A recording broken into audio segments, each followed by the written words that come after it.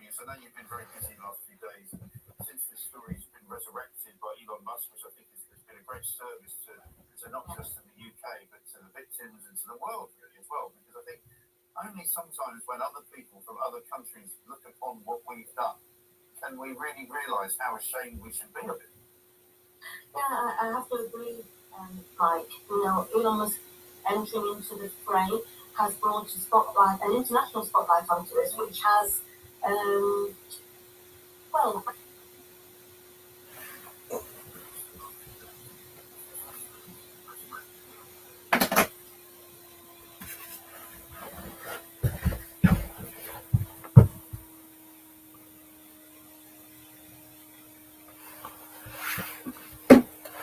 People, 14:05 UK time, 09012025. People, look how everyone's doing streams about Diddy. They do streams about Jay-Z, everybody, you know what I mean? No one wants to talk about, you know, the Groomers in the UK.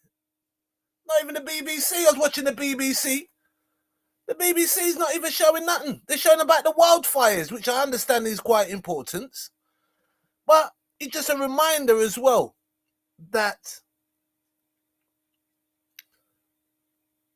we're in the death cycle here, you see, right? It's not about life. It's not. So I want to talk about the Groomers. We're going to touch on Piers Morgan and is it Peterson? I'm going to check him out, Peterson.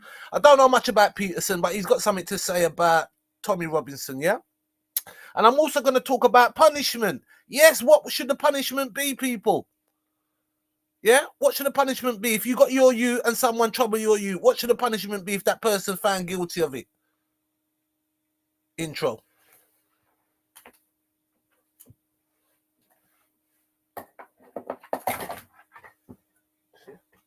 You see what the spirit them going on? You see? You see what I mean? You see them though? You know what I mean? Yeah? You see them? So boy, spirit them boy. They're not easy. They're not easy, people. Hold on there. Let me set something up. Give me a little second there. Sorry about this. I was doing the other stream and for some reason no audio, nothing. So, you know, it's either YouTube or the spirit. They don't want me to talk about this. So I said, listen, I'll come back. Not having that.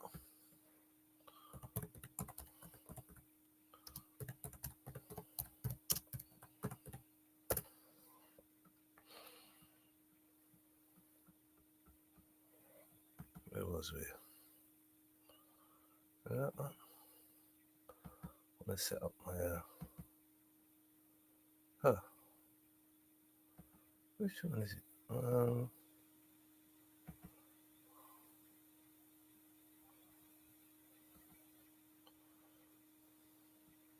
come.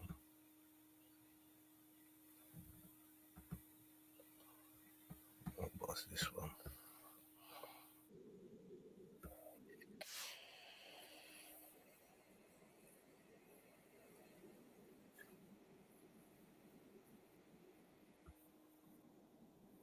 I'm saying scapegoatism, right? You can't do it, but they can. If you do it, then you soon see what happened to you. You soon see what time it is. Now with Jet2.com. You soon see what time it is.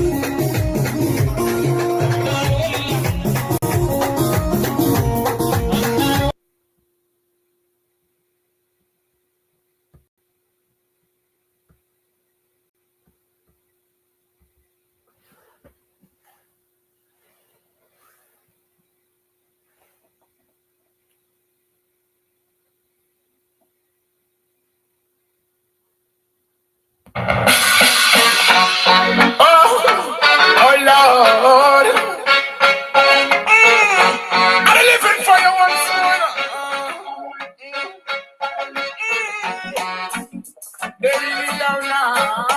Can't cool it up, can't water down, you know. Not compromise, no time, you know. Give it up. A big man like you, rip up a 6-year-old baby. A big man like you, Papa, you're gonna put 9 on a little old lady. A big man like you, man, on a school and a talk, oh, you're mad, sick and crazy. But when God hold you, no if, no but, no matter, tell the Almighty, oh, maybe. Yes, them all lie, them. For the negative vibes that them a bring, yes, them all lie, them. Me come to mash up and wreck up them senseless killing, yes, them all lie, them. Boy, you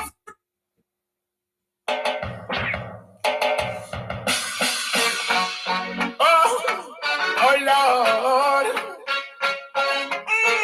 I'm living for you once more. They really are now. Can't cool it up, can't water down, you know. Not compromise, no time, you know. Give it up. A big man like you, rip up a 6-year-old baby. A big man like you, Papa, you're gonna put 9 on a little old lady. A big man like you, man, on a school and a talk, oh, you're mad, sick and crazy. But when God hold you, no if, no but, no matter, tell the Almighty, oh, maybe. Yes, them all lie, them. For the negative vibes that them a bring, yes, them all lie, them. Me come to mash up and wreck up them senseless killing, yes, them all lie, them. Boy, you feel worse with them bag of gun thing, yes, them all lie, them. Don't care, don't come out of the wages of sin. So me see it, so me have to target. Oh, the rocky, but me still have to go walk it. You love your life, sit down and park it. And stop carry water in a basket. So me have to drop for all the Moses law. I feel your iron that number who know what push it till blood start draw. All the wrong square you have to pay for. Yes, them all lie, yeah. All the negative ones to them a bring. Yes, them all lie, yeah. Me come to mash up and wreck up them senseless killing. Yes, them all lie, yeah. Boy, you feel reverse with them bag of gun thing. Yes, them all lie, yeah. Stand here and come out of the wages of sin. Don't smart, you no sister, you no smart. Come and tell me, say you don't have no heart. A long time where you preach and attack, and until you give the politics a walk. But you will tell me you no fit the puppet talk, cause you love you the big dog a back. Yes, them all lie, them. For the negative vibes so them a bring. Yes, them all lie, them. Me come to mash up and wreck up them senseless killing. Yes, them all lie, them. Boy, you feel reverse with them bag of gun thing. Yes, them all lie, them. Stand here and come out of the wages of sin. A big man like you, rip up a 6-year-old baby. A big man like you, Papa, you're gonna put 9 on a little old lady. A big man like you, born down a school and a top boy, you're mad, sick and crazy. But when God hold you, no if, no but, no bother, tell the Almighty, but maybe. Yes, them all lie, them. For the negative vibes so them a bring. Yes, them all lie, them. Me come to mash up and wreck up them senseless killing. Yes, them all lie, them. Boy, you feel reverse with them band and gun thing. Yes, them all lie, them. Stand here and come out of the wages of sin. So me see it, so me have to target. Out the rocky, still have to go walk it. You love your life, now sit down and park it. And stop carry water in a basket. Now make me start use the Moses law. I feel the iron that no for who know how. Who know how push it till blood start draw. All the Christ boy you have to pay for. Cash them all lie, yeah. For all the negative vibes with them a bring. Cash them all lie, yeah.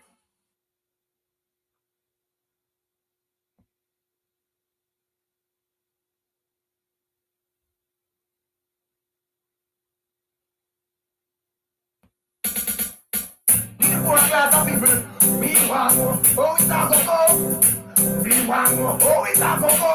And somebody better stop and use some firm argument for this shit, you know. Tell me, how it's a go-go.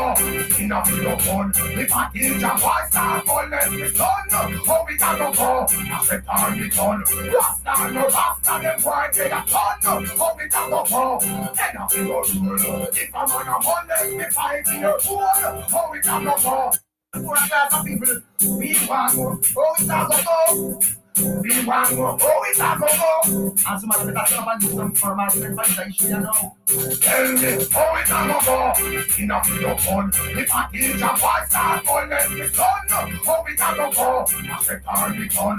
Rasta, no Rasta, them boy, they a ton. Oh, it's a go-go. Enough to your rule. If I'm on a fun, let me fight in your pool. Oh, it's a go-go. If me get cool, I'm in a stop, me a chill me cool. We live in a slackness time, and we tired. Bring a ban and everybody keep fire. The man a rule and nobody now liar. Judge over son, why you tell like a liar? How it a go? Enough to go fun. If I teach a boy start fun, let me son. How it a go? That's all me fun. Rasta no pasta, them why they a touch. How it a go? Enough to go rule. If I want a man, let me fight for your all. How it a go? If me get cool, I mean I stop till me a chill me cool. Me the girl, I'm the little boy, I'm the blessing. Sometimes it's enough, I'm the just very anything. Suppose I'm hard, but I take my blessing. I'm the find out, tell the pastor what blessing. Hurry to the home, enough to go fun. If I pass the pastor, enough to son. Hurry to the home, I sit down the fun. Pastor, no pastor, the boy, they a ton. Hurry to the home, enough to go roll. If I'm on a Monday, if I feel hard, hurry to the home. When me get cool, I'm in a stop, we got to be cool. Fresh in the Rasta and them. Take a look in the body, the good children. Fresh in the Nabo and when you see people begin, they them alone. Oh, we got a home, enough to go home. If I need a voice, I'll call them the sun. Oh, we got a home, that's all the own. Rasta, that's why they are told you. Oh, we got a home, I said up to go home. If I find a home, we fight to your home. Oh, we got a home, it's the best food. I mean, I stop, we got to be cool. We live in a darkness, I know we got. Bring a fire, everybody keep fire. Even alone, and no one in our riot. Watch over sun, while you take like a lion. How we can go home? Enough to go home. If I think the one start, one let me on. How we can go home? That's how we done. That's how the house and the boy get a fun. How we can go home? Enough to go home. If a man a man, let me fight to the wall. How we can go home? If me get cool, I mean, I'll stop, we are chilling with cool. Little girl, I'm a little boy, I'm a blessing. Sometimes she don't have me trust when it is. Suppose I'm high, so I take my blessing. I'm in a tears and the teeth and I kiss him. Oh, it's in the home, it's enough to go fun. With a ball of Christ, I'll feed up the sun. Oh, it's in the home, it's enough to go fun. Rasta, no Rasta, sure. It's in the home, running to the moon. And I'm a hero, that's the last job. Oh, it's in the home, and I take you.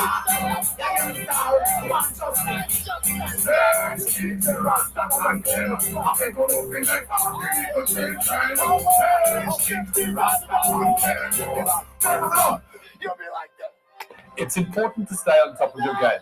That's why Betway offers a range.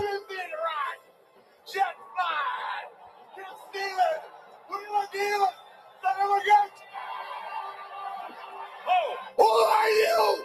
Direct tell me how to wrestle right life. Big cities. I am Ric Flair, the President of the United States. That kissed all the girls in the neighborhood and made them cry. Kiss stealing, wheeling dealing.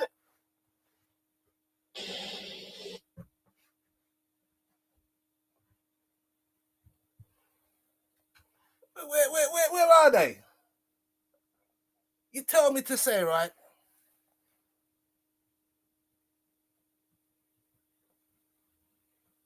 The man them are taking advantage, right? Taking advantage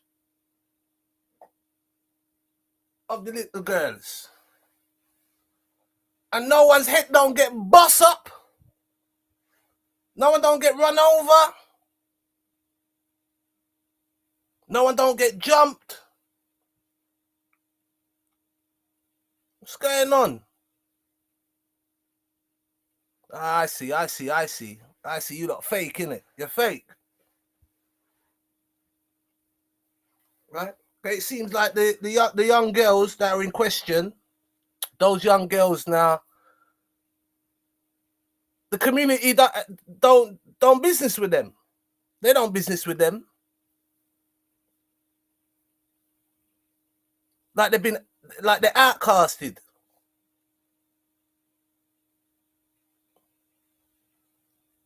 Or people's hands were tied. But I don't know if their hands are that tied because, you know, they smashed up Southport, right? Smashed up Southport. So it's not like they haven't got the hands for it. They got the hands for it. So how come that community or those guys, if everyone knew what they were doing, right? If everyone knows that that's going on, how comes those guys are still walking on the road?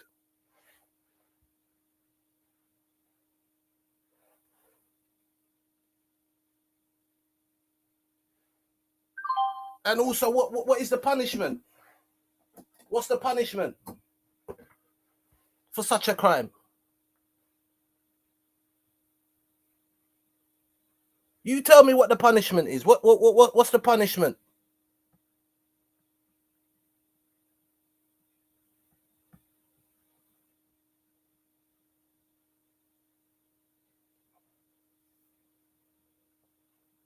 Right.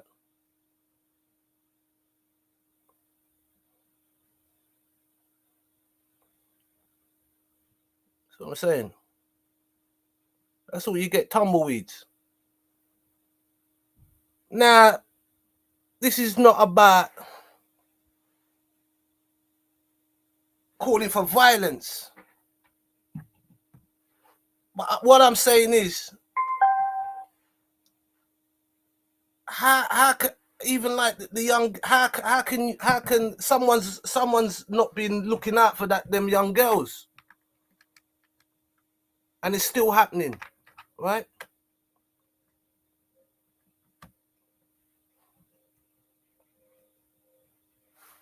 How can these things be going down?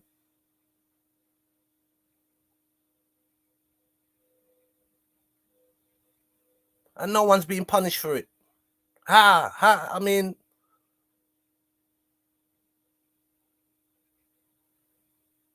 you know, they locked up Diddy. You got hours and hours and hours and hours of streams about Diddy. But you don't see the hours and hours and hours and hours about the grooming in the UK.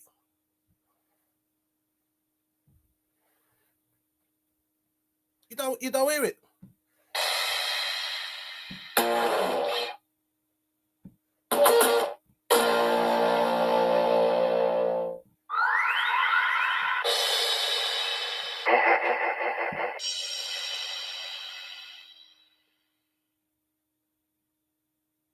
You don't hear nothing.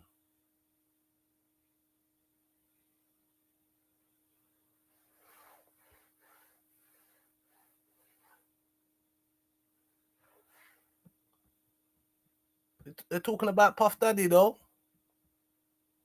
Let me go like this and see what happens, and I put Puff Daddy in and see how many hours in that. P Diddy. Let me share the screen so it's all live, so no one don't think I'm pulling any fast ones on anyone.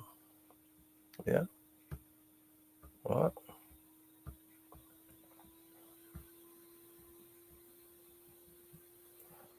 Well, it's to say, I'm not downplaying what Diddy's been accused of. No. See? Right? But there's a few people that are just streaming only about Diddy.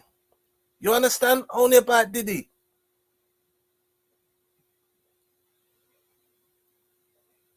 Right? How is it possible? You know what I mean? It's like I just don't get these people. That's what I'm saying. These people, I can't take them seriously.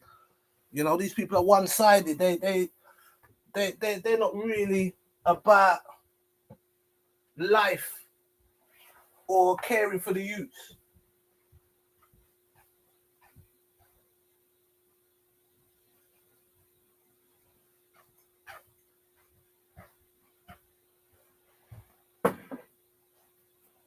They're fake, man. They're fake.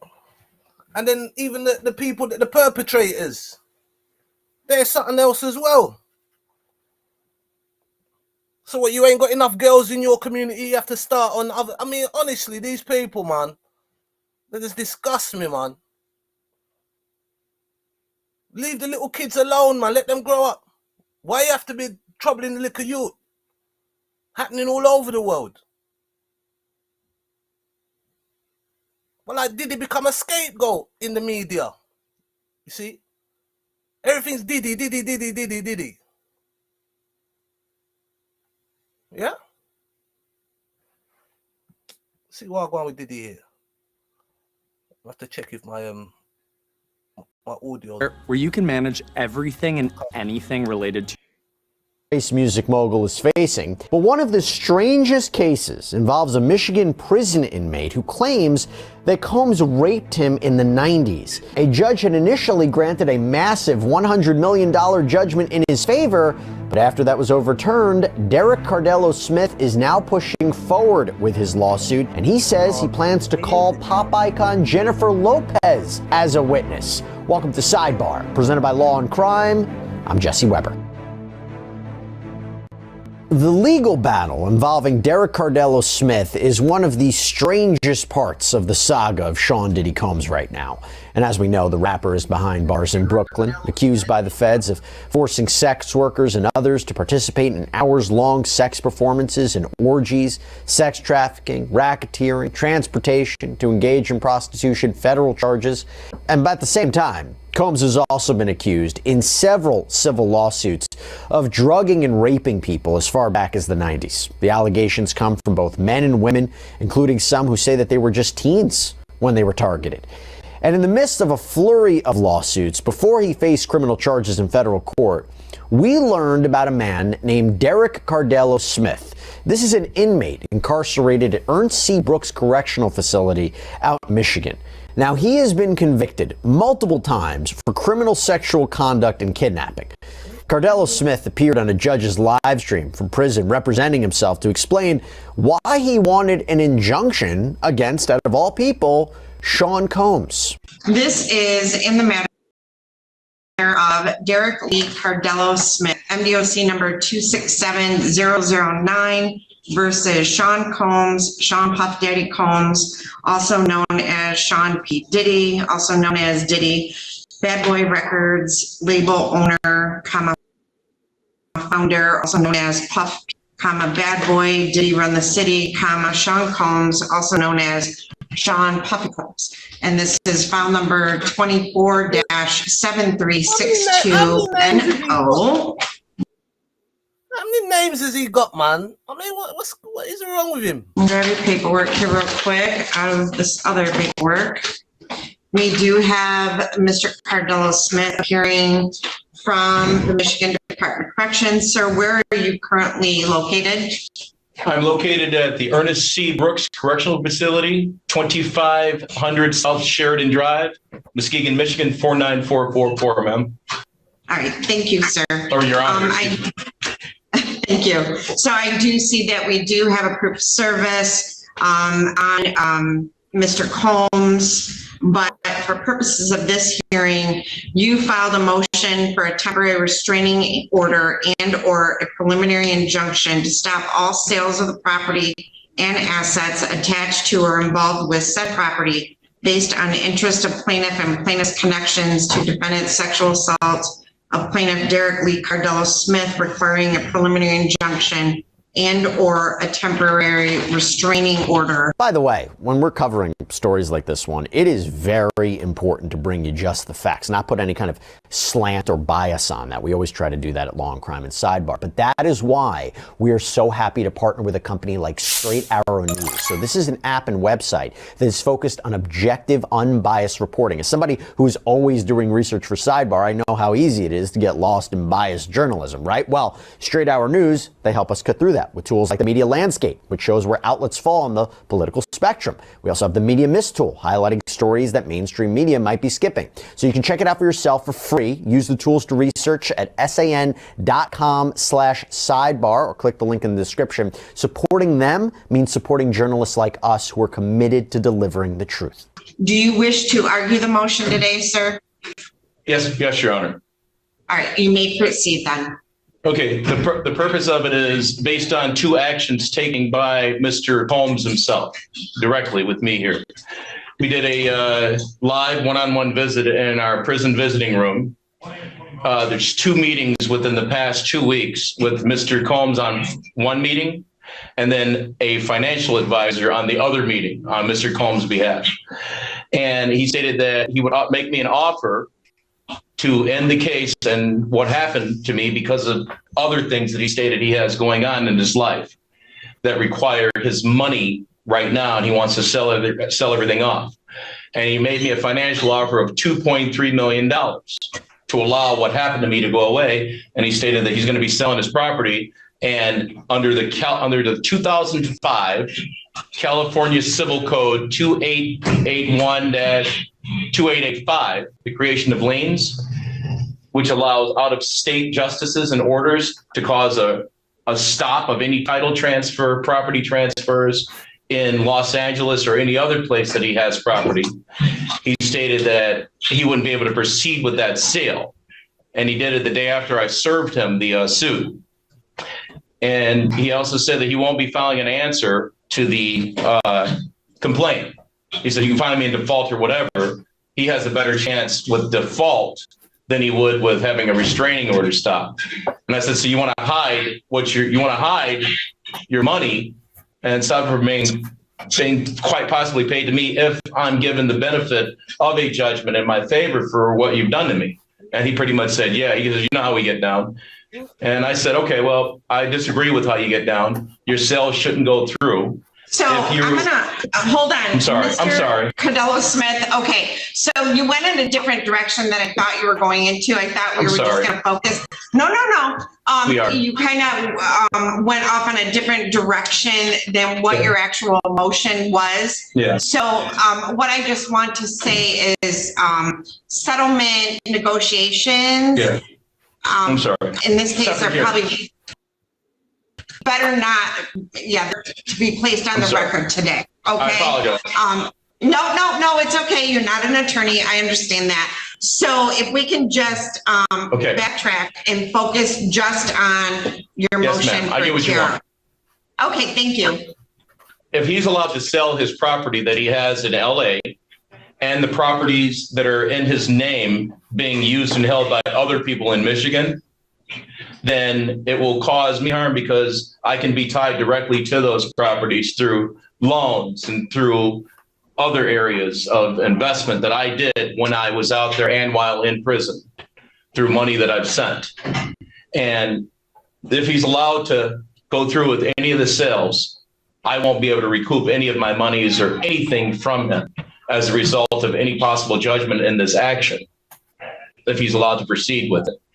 And an injunction or a restraining order would help ensure that manipulating and selling the property to avoid his responsibility in these matters here.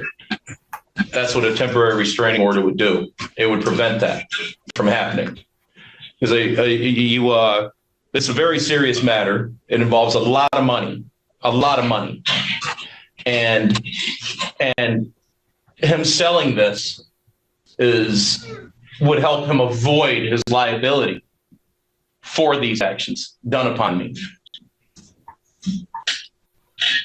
And I was just hoping that I'd be able to get the restraining order to prevent that. There won't be any harm to him, any of the parties. There won't be any harm to him in any way. And if it's deemed that it's not justified, then he can go ahead and go through with the sale at the end of the case. But one has to be put in place to stop this from happening. Okay. Okay. So thank you very much. Yes. So I received your complaint and all the attachments to it. And then I received this motion. And I just wanted to take a moment to review back through the U.S. District Civil Docket and your complaint. So I did do that. That's all. And Yes. Okay. Anything else? Everything that you're looking at, they're all tied in together. Every part, as crazy as this seems, as outrageous as it seems, it all ties in. Every bit of it, every facet. Okay. All right. Well, I have a proof of service showing that Mr. Combs was served on July 6th of 2000 and let me see, is that 24? Yes, Your Honor. Looks like it. 2024. So that was August of 2024, and a month earlier in July, Combs had put his house in the Holmby Hills up for sale, and the judge agreed to issue an injunction preventing Combs from selling the property for 90 days while the rest of the case played out. And in the complaint against Combs, Cardella Smith asked for $100 million, claiming Combs drugged and raped him during a party in Detroit in 1997. He also alleges that Combs filmed the assault. And we have also learned through $100 million. I mean, yeah, I understand, but is this man incarcerated? So I don't know how that's gonna work. You know, I'm not sure what the law is about people incarceration trying to get involved in other people's cases. That's a bit suspect, but it could be true. I'm not saying that it's not true. But $100 million, I mean, that's a little. That's so he just wants to be settled. He just wants a settlement, But I think he also committed some crimes, or he's doing time, isn't he? As well, he's an inmate. Right. So, yeah, 100 million. Boy. I mean, he's gonna. He's gonna definitely say no to that, isn't it? I mean, anyone would probably do that. I mean, and then again, how much? How can any amount of money be enough to take away all that pain that you've been through? Say, for an example, these young girls in the UK, if they've got to pay out, which well, it should be an avenue. It should be something looked at. It's good to hit people in the pocket if they've committed crimes. Hit them in the pocket. We're talking about punishment. You know what I'm saying? Like Diddy, if he's guilty of the crimes that they're saying, then what really should be his punishment? Like, I mean, or what about, for an example, anyone that's caught with underage girls? What should that charge be? What should be the punishment?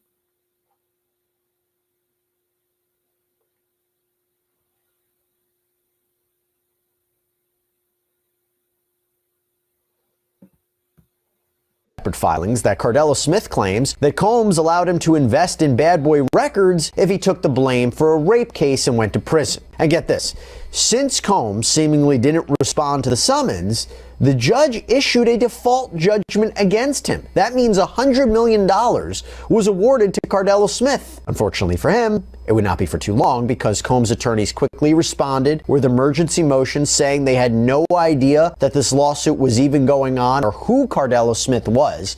So the default judgment was set aside and the case carries on. Now, Mark Agnifilo, whose federal criminal case said this is a frivolous lawsuit against a prominent businessman based on obvious fabrications filed by a convicted rapist and serial litigant with an overactive imagination and a thirst for fame. Well, since then, Cardello Smith has been hard at work from inside prison. Medical weight loss is not cheating. It's actually the smartest way to lose weight. For decades, you've been told that losing weight is... Is he coming out at any... Filing document after document with the court. I am talking, by the way, hundreds and hundreds of pages of arguments, case law, exhibits. In fact, he is filing so many documents in so many different courts that he seems to be having trouble keeping things like dates and locations straight. And look, in those filings, he's doing his best to, stick to the legalese and facts of the case. But remember, he is representing himself. He's not an attorney. But he ends up using a lot of underlining, all caps, exclamation points. I said it before, I'll say it again. The fact that he was initially awarded the $100 million, you got to give him credit, right? But look, he is not shy about what he has to say. For example, how about this quote from his proposed 250-page answer to the defendant's motion to dismiss? Defendant Sean Combs is a fake gangster hiding behind his money and his lawyers, and most importantly, his enforcers, who knows that he has committed multiple acts of fraud, and it has been an ongoing thing. His fraud is eternal, and his entire empire was built on rape, torture, being a fake gangster, rapist, brutal, power-hungry, greedy millionaire, and quite simply... So, with these things here, like, the R word, the torture, fake gangster, and, power hungry, greedy, millionaire, or, powerful, and he's not a man. There's similar patterns with these predators. We all know that. But like the punishment side of things, if the punishment was in place properly, then no one would be doing this. You see? Right? No one would be doing it. Now, for me, this guy here, he's a he's inside for the same kind of crimes, similar crimes. So I don't know how that's gonna go. Right? What's this one? What's this? Look at this. He probably is still on. Oh yeah. Let me see what else is there. See?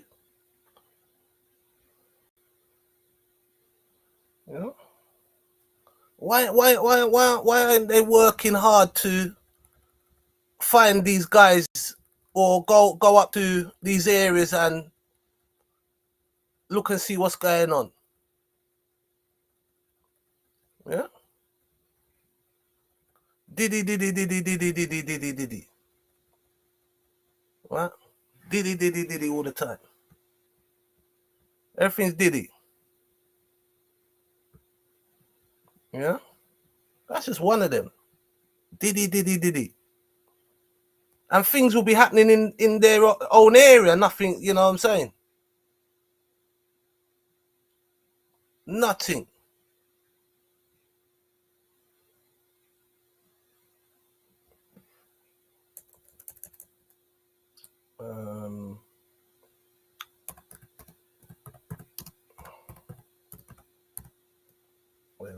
I don't even watch him.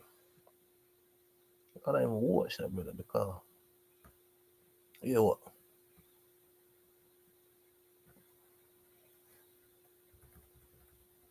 People, they They like scapegoating this thing out too much, man. Let's see how this audio is. Well, the UK's rape grooming scandal, let's call it a rape scandal, not really about even grooming, it's just about people raping young, often underage girls, is a grotesque stain on Britain's standard. First of all, the rape gang scandal itself, with your expert psychologist eye, what has happened here to make so many people so afraid to call it out for what it was, which was predominantly British Pakistani Muslim men abusing, raping, drugging young, often underage white English girls? All right, so let's think of 4 bins of complexity that surround the issue. Okay, so the first is the racial divide that typifies the crimes. So it's Pakistani Muslim immigrants and white working class young girls. So there's a racial, ethnic, and religious divide that is part and parcel of the crime. Then there's a class issue in the UK with regards to the victims and also the whistleblowers like Robinson. Then there's the meta problem of the difference between Islam and Christianity. The additional problem that psychopathic sadists use religious justification to camouflage and justify their crimes. Then there's the problem of open borders and immigration and the progressive presumption that all cultures, no matter their difference, are valuable in diversity and can be integrated peacefully into society at, what would you say, an indefinite rate. Okay, and then to add another level of complexity, there's the politicking between the progressives and the right wing with regards to all the issues I just described. Okay, so that's like an absolute bloody rat's nest. And there's lies in every one of those, along every one of those dimensions that are extraordinarily deep and pervasive. And so I was very apprehensive about this discussion with you, Pierce, because there's almost no way of weaving, let's say, our way through this without making egregious errors. Yeah. So, okay, so well, let's, on the psychological side, let's point out 2 primary realities. The first is that sexual misbehavior of even of the sadistic kind is to be expected. You might think about it as an aberration from the norm, but it's only an aberration when the norm is deep and profound and the consequence of many years of socialization and centuries of history. Like the default position for an unguarded woman worldwide and throughout history has been rape target.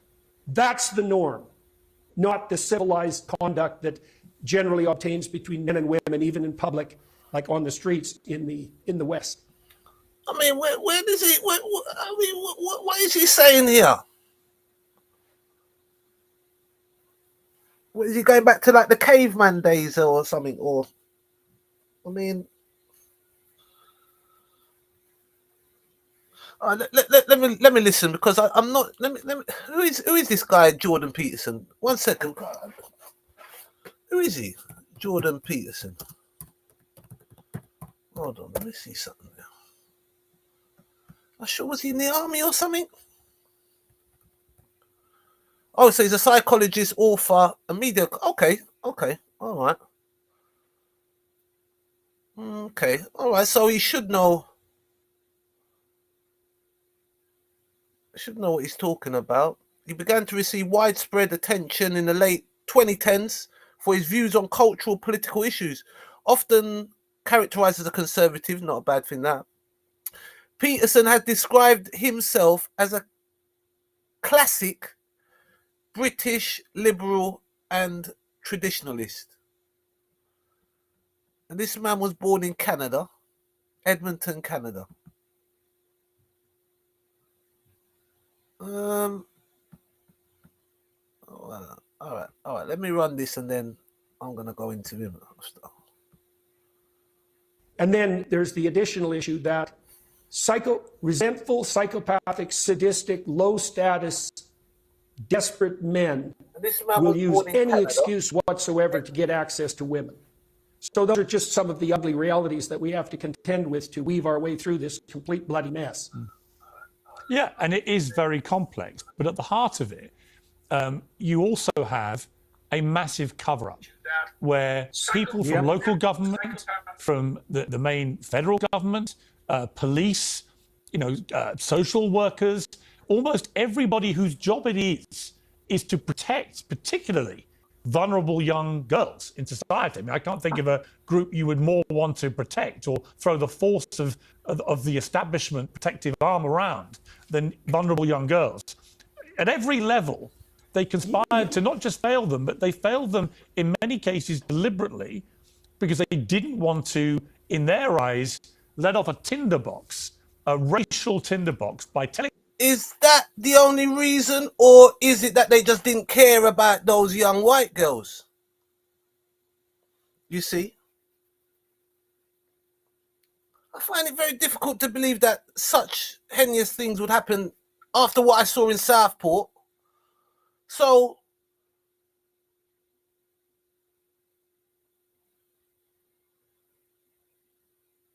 it's not just one. They're saying there's thousands of victims. So, how come they weren't like an armed mob or something, or or why is it taking so long for anyone to kind of do something about it? And now they're blaming racism. Well, I mean,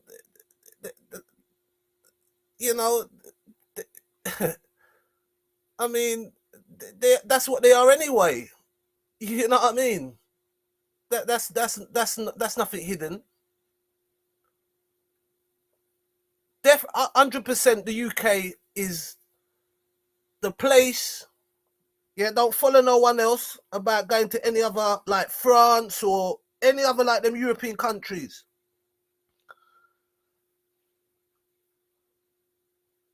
In the globe, the UK's got certain laws to protect people from racist abuse or from racism. But that doesn't mean that racism has gone anywhere. You see, it's more gone underground. But other countries, you see, they openly are racist.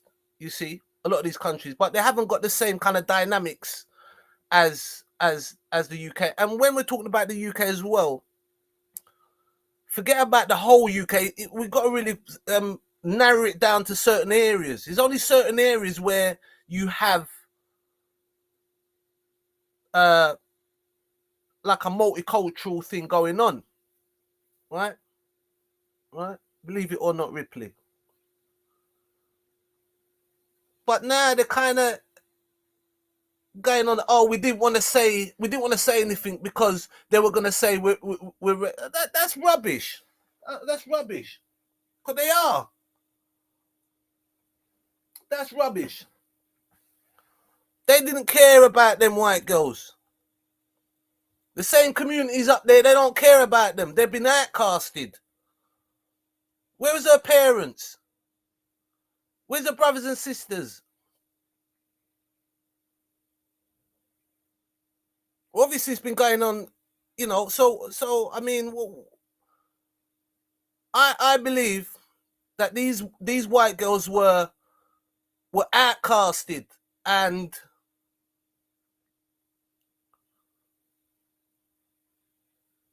the people they didn't have a care for them.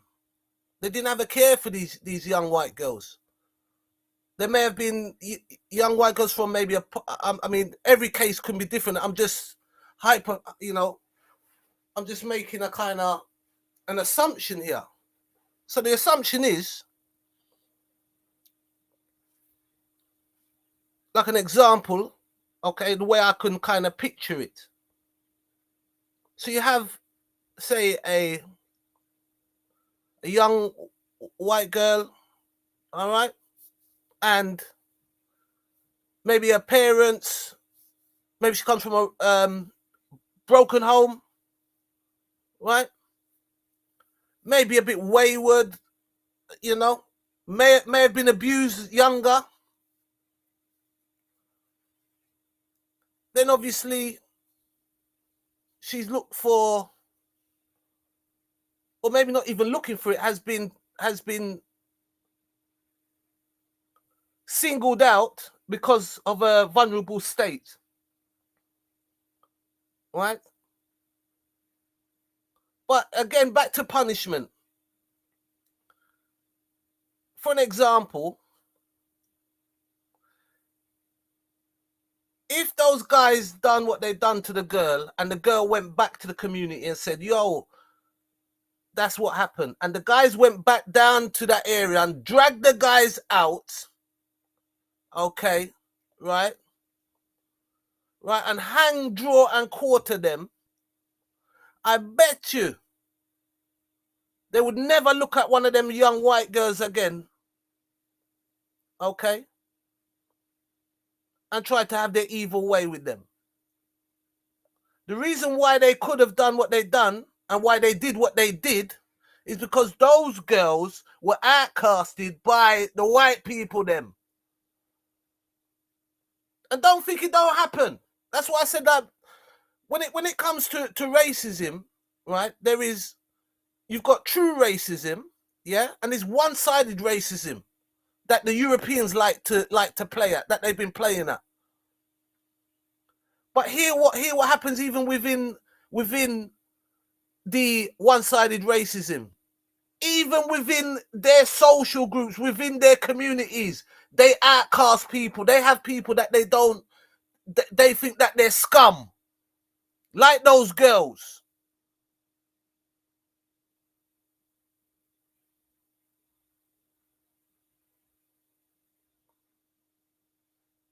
Like those girls were looked at as beneath. They were not wanted. And that's how these guys could prey on them like that. Because they weren't going to get punished. You see? Right? So now to come around and say, oh, it's because we didn't want to be seen as being racist. Well, I'm sorry, you've been racist for how long? For how long you've been racist? But not the proper racism, like the true racism, which nature puts in place, which is unfortunate, but it is what it is.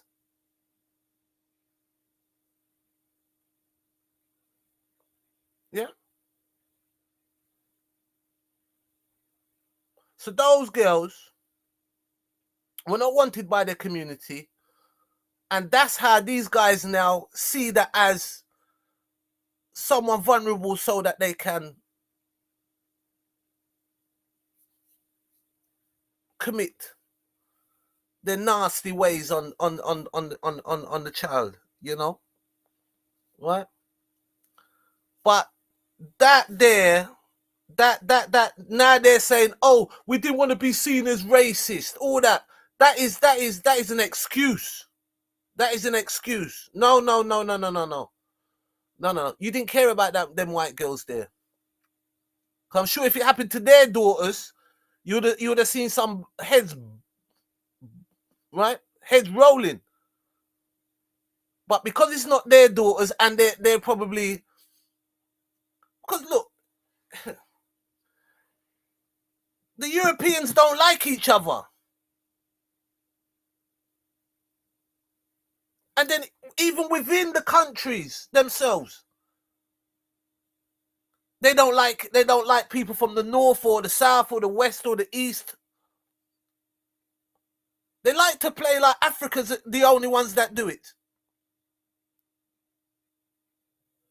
At least, well, yeah, you know, it has happened. It has happened. I mean, Rwanda, so I can't really say that, you know, because Rwanda was a country and that was two ethnic groups, you know, fighting. But it's the same thing that the Europeans do. That's what, you know, that's what goes on in this death cycle.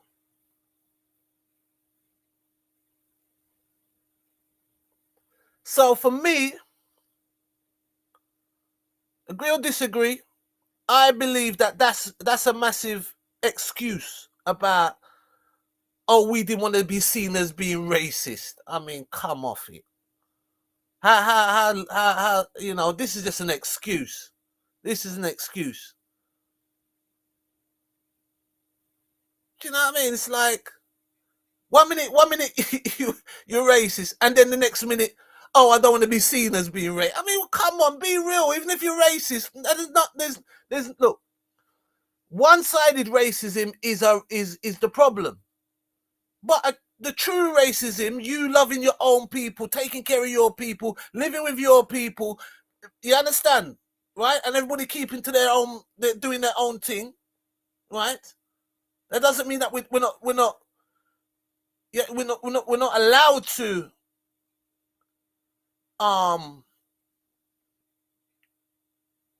for an example, you're not allowed to trouble or to hurt another race. You see, it's not to say that there's no hatred in true racism. There's no hatred. The hatred comes in on one-sided racism, right? On the one-sided thing.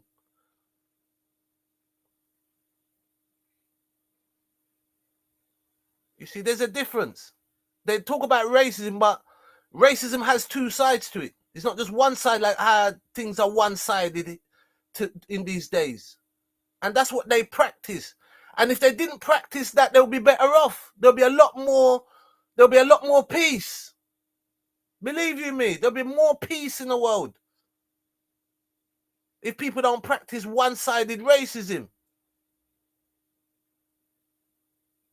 So we're gonna let me run the video. But I believe that is for me, that's becoming like an excuse. But let me know in the comments. Let me know if you disagree, and or if you don't understand what I'm saying, or whatever, or I haven't expressed myself properly, which happens now and again. Telling people, hey, you know what's happened here? A very large number of British Pakistani Muslim men have been systematically raping young, damaged white girls, in some cases not damaged before they got their hands on them, for a very, very long time, and we've done very little about it. And they didn't want to say this because they were terrified that there would be a huge scandal around that, and there would be a lack of, there would be unrest in communities and so on, which to me seems the ultimate in moral cowardice. Well, okay, I think there's two things going on there, Pierce. The first is the certainty that anyone who would blow the whistle would be subject to the worst possible of cancellations by the woke mob. And this is partly why I have some sympathy for Tommy Robinson, let's say, because it is definitely the case that... Right, I'm back in them. Give me 1 sec. I want to hear what this man's saying.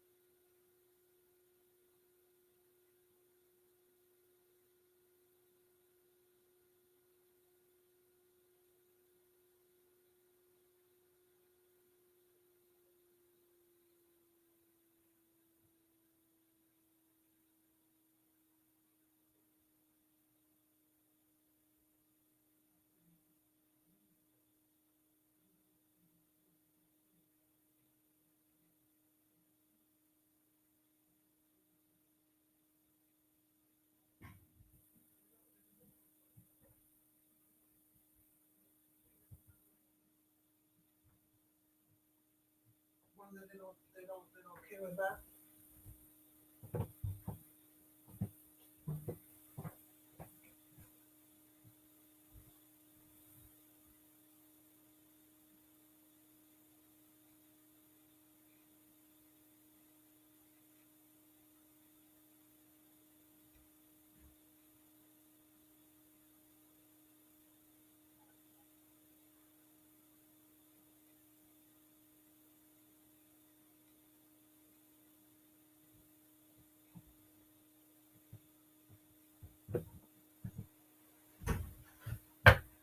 Right.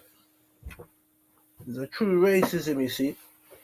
And then these men now, it's like, you know, when they say that you're playing the race card. That's what they're doing now. They're playing the race card. They're playing the race card there now about we don't want to be seen as being racist. That's an excuse. They didn't care about those girls, and if they did care about those girls, them guys wouldn't have had a chance to get near them. Because if they were going to get punished, or they knew that, you know, someone was looking out for them, you think they would have done that? No, they saw easy prey. Easy prey. And it will always happen if you're going to have that, because people are not taking care of their people. You see? No one cares until it happens to their child, which is the wrong way to look at things. You see? We're all a part of the same family, the same family tree. We're all the same family tree from different branches.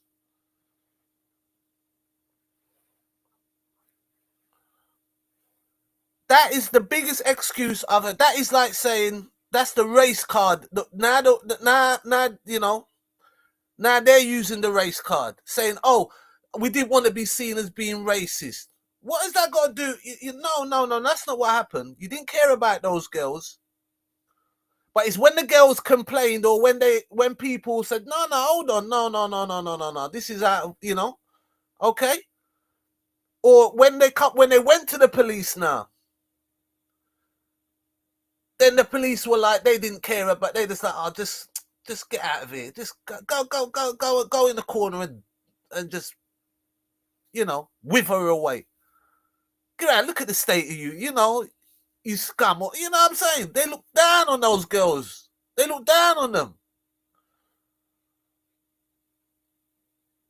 because whether you're going to be looked at as racist or not, you would have done something. And we're talking about someone's broken the law. That's the biggest excuse I've heard for a long time. Now I know that the time is coming for the change. Rifleman. To take a stand against this is to make yourself a target for the worst sort of calumny and legal action.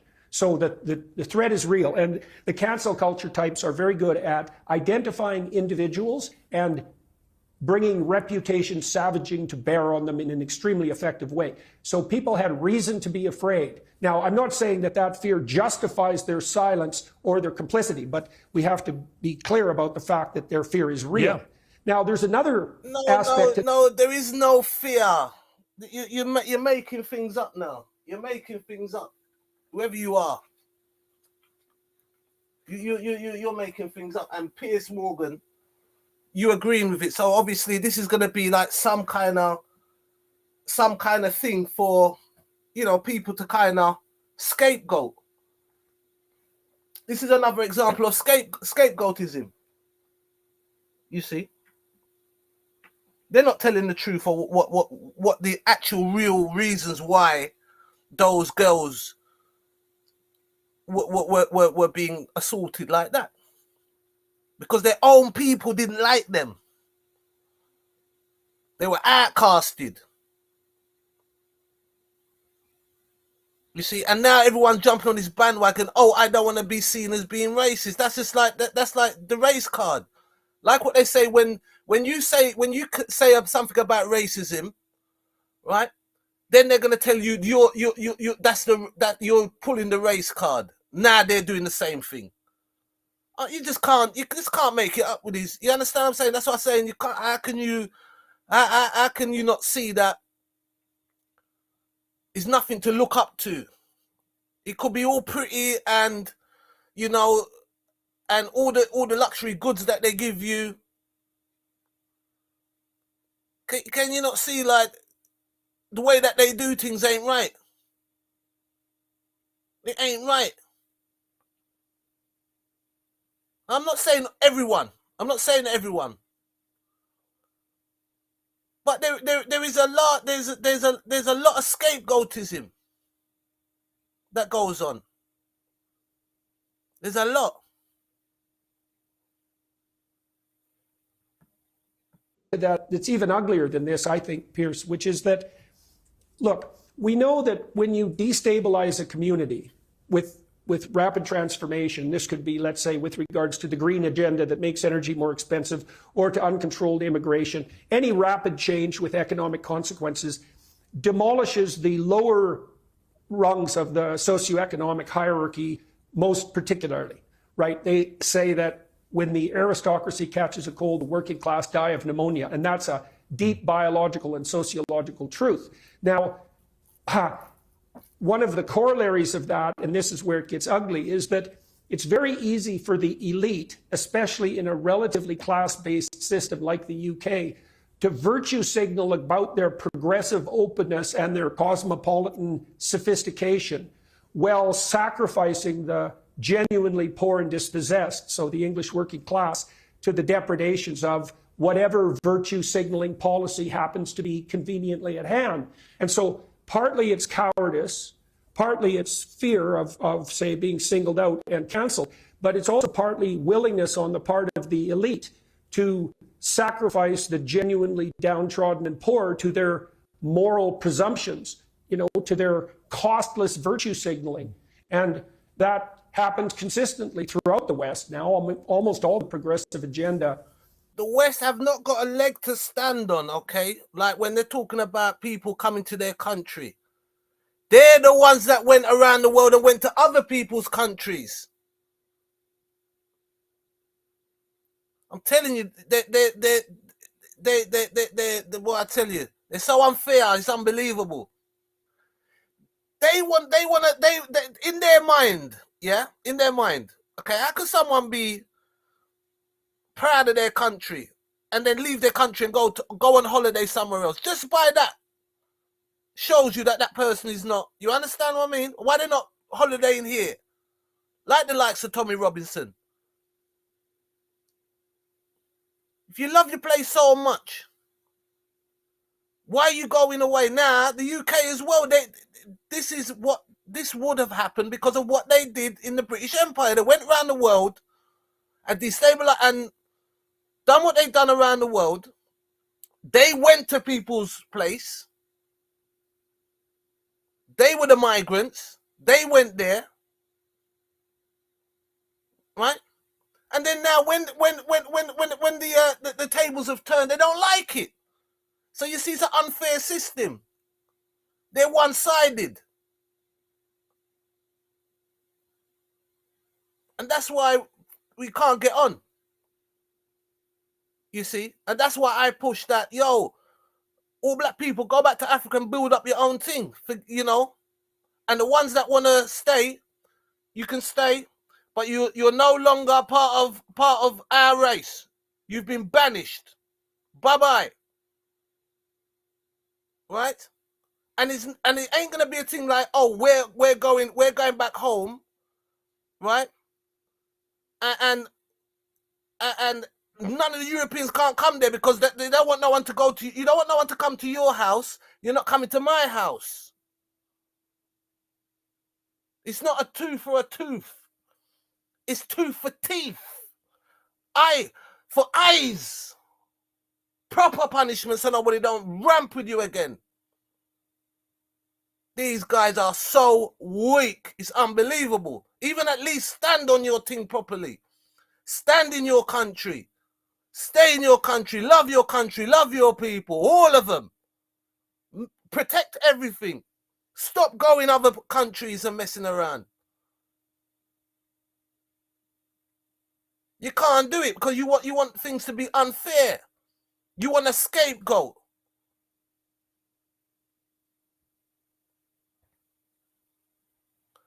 But you've got help. The moon god is your god. He's your god and he's helping you out. He's helping you out. And he's a god of death. You see? That's a death god that you got.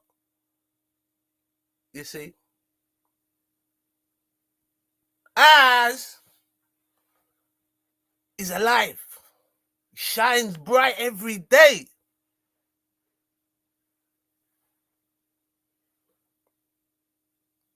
You see? But what pains me is my people won't even wake up to the fact, no matter what's happened to the black man, okay? And that's why I have to respect like the Jewish, the Chinese, the Japanese, right? The Germans, even the Germans. I have to give them a little, say, boy, yeah, you know what I mean? But they don't forget what happened to them. Now, we're not saying that everyone is racist or everyone hates blacks or everyone, you know, but you can't change what happened in the past. The past, it happened. It happened. You never see a Jewish man in a German car. You never see it. They stick to their own people and they're happy as Larry. Maybe they're not even happy. You won't hear no one's complaining.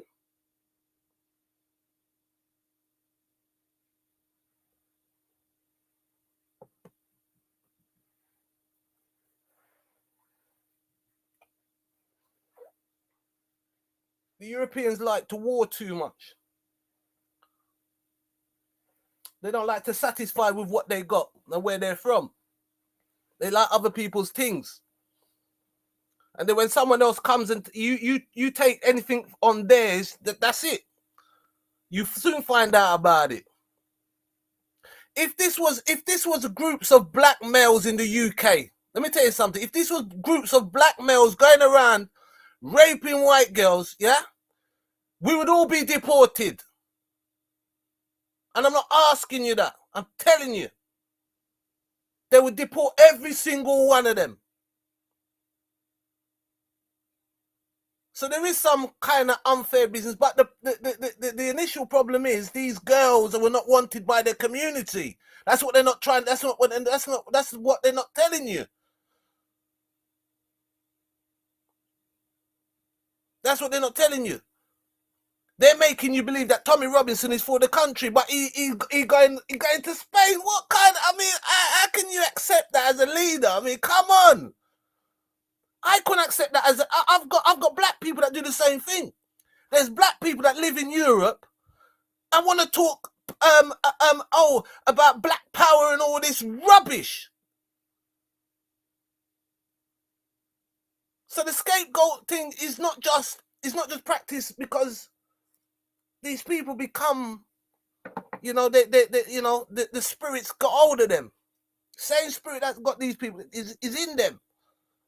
They think that they in their mind, they think that they can be away from the continent and still be relevant. How? Once you left the continent, that's it. And then you pick up yourself, you take yourself from Africa, come to Europe, come wipe the people them batty.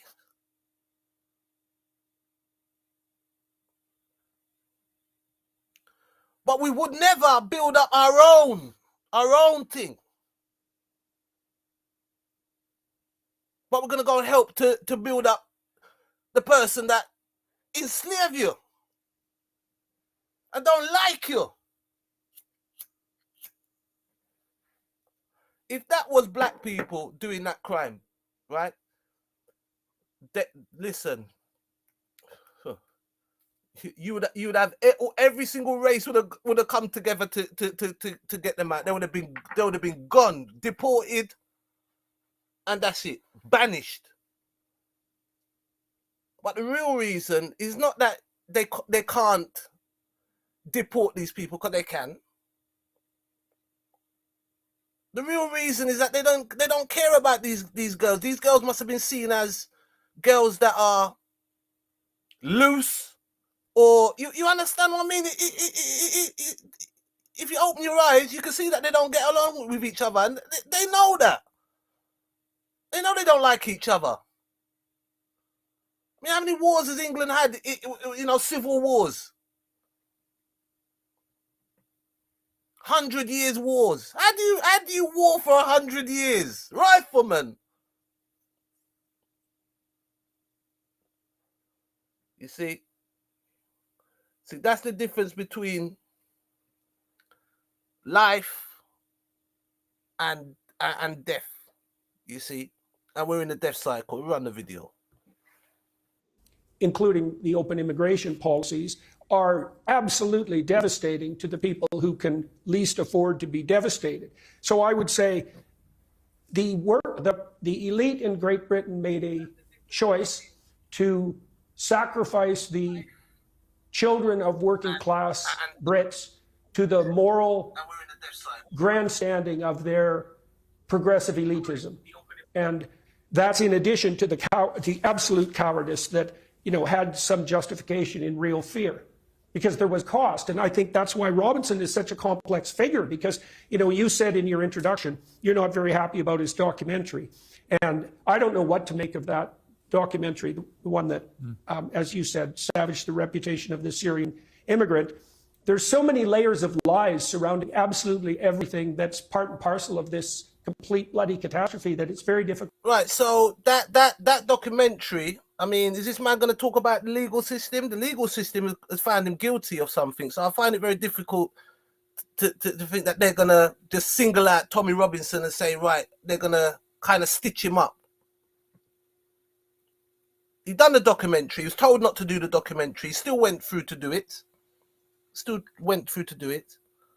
They told him not to, and it came out that the guy wasn't even guilty of what was said. And here you have a leading psychologist coming on to say to support such a person. Now it's not. Listen, Tommy Robinson, right? It's not even for myself. It don't matter to me, right? Because I know real people.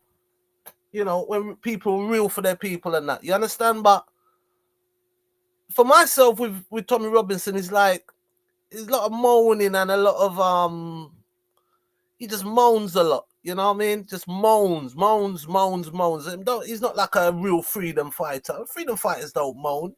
They do things, get things done. And while he was focusing on, the Syrian, right? Instead of that, go and help these young girls and help your community to accept them and tell the community we must do better as a community. We've got to look out for each other. Your own people need to do that. Because if you'd have kept your community safe, then those guys wouldn't have been able to have got their hands on them.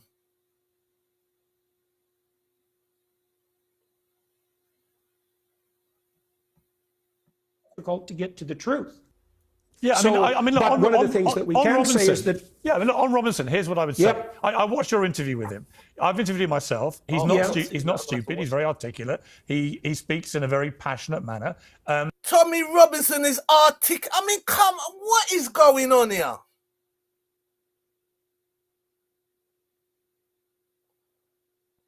Articulate to who?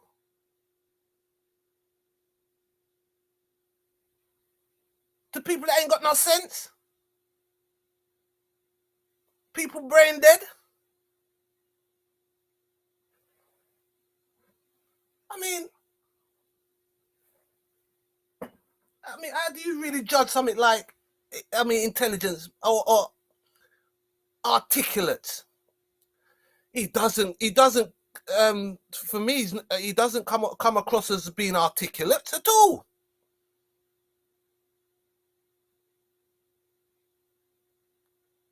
Articulate, a psychologist, or Piers Morgan. So there you go. One sec. He's a WC.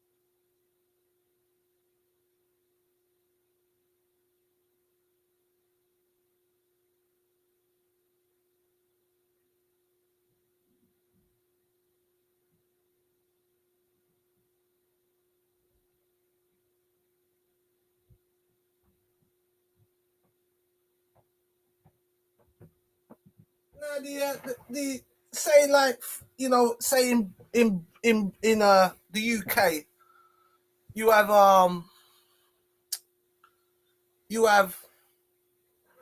have universities and stuff like that. Now that's their system of saying that someone has passed certain qualifications, and you understand.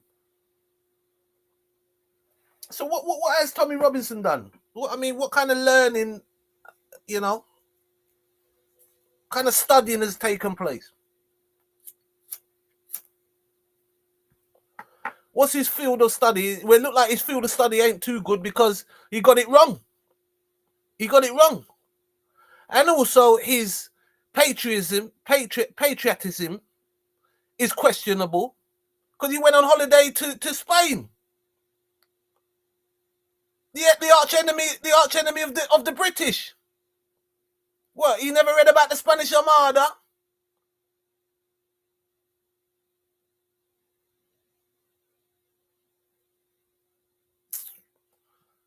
Jokers, man. But the things I have a problem with Robinson about are this. One is, I don't think people in America, it seems to me, in the last week, since Elon Musk did a torch to all this, and in my opinion, probably did us a massive favour as a country, notwithstanding a lot of the things he said, I think, have been quite problematic in terms of the vitriol on certain individual members of parliament. For example, I thought he was articulate. Targeted one female member of parliament, Jess Phillips, who then got immediate death threats. People are now being arrested in connection with those death threats. It is serious because 2 members of parliament in Britain have been murdered in the last 10 years by people who didn't agree with their opinions. So I think there's a responsibility that Elon has, which he has to tread carefully about in how he says things about public officials. However, he's absolutely right to say that this is a scandal that hasn't gone away, that the cover-up has never been properly investigated, that people were never held properly accountable, that no one has... Yes, but you're not really looking at the other side of that. Your own people are accountable for what happened to those girls. The community. You understand? The community. It's very easy to blame other people. That's what it's just cowardly. Blame other people all the time. You have to accept. You understand? Accept responsibilities for your actions. Now, Elon Musk is not a politician. He's a businessman. He's an IT man, huh? What? Where does he know about politics?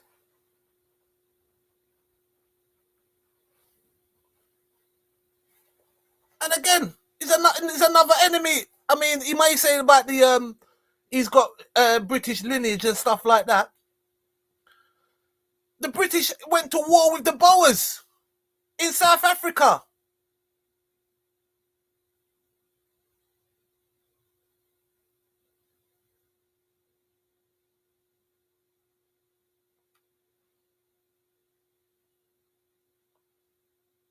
Elon Musk. So it takes Elon Musk. If Elon Musk didn't have any money, no one would listen to him. He looks like child's play, Chucky. Right? They can donate. I don't see the problem with the donations, because if you got rid of Elon Musk, you'd have to get rid of all the other donors. He's not the only one questionable, and there's a lot more questionable people behind the scenes in donating into political parties. Like you have the oil giants, the cigarette companies, pharmaceutical companies, billionaires, right, pushing their own agenda.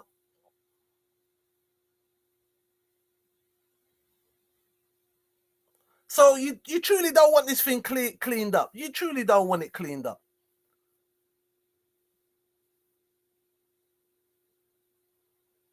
Because if you did, you'd be calling out exactly, what about, why isn't the community held responsible as well?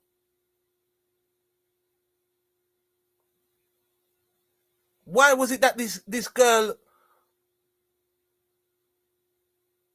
even after say the first time or something, she didn't feel like the power to even have to mention it to someone, or did she? And they probably didn't listen to her, or they didn't care. But once he went to the police now, then now they're gonna do something. And even then, they didn't do anything. And then now they're saying that, oh, I didn't want to be seen as being racist. I mean, it's so sad. It's sad for the victims, man. It's sad.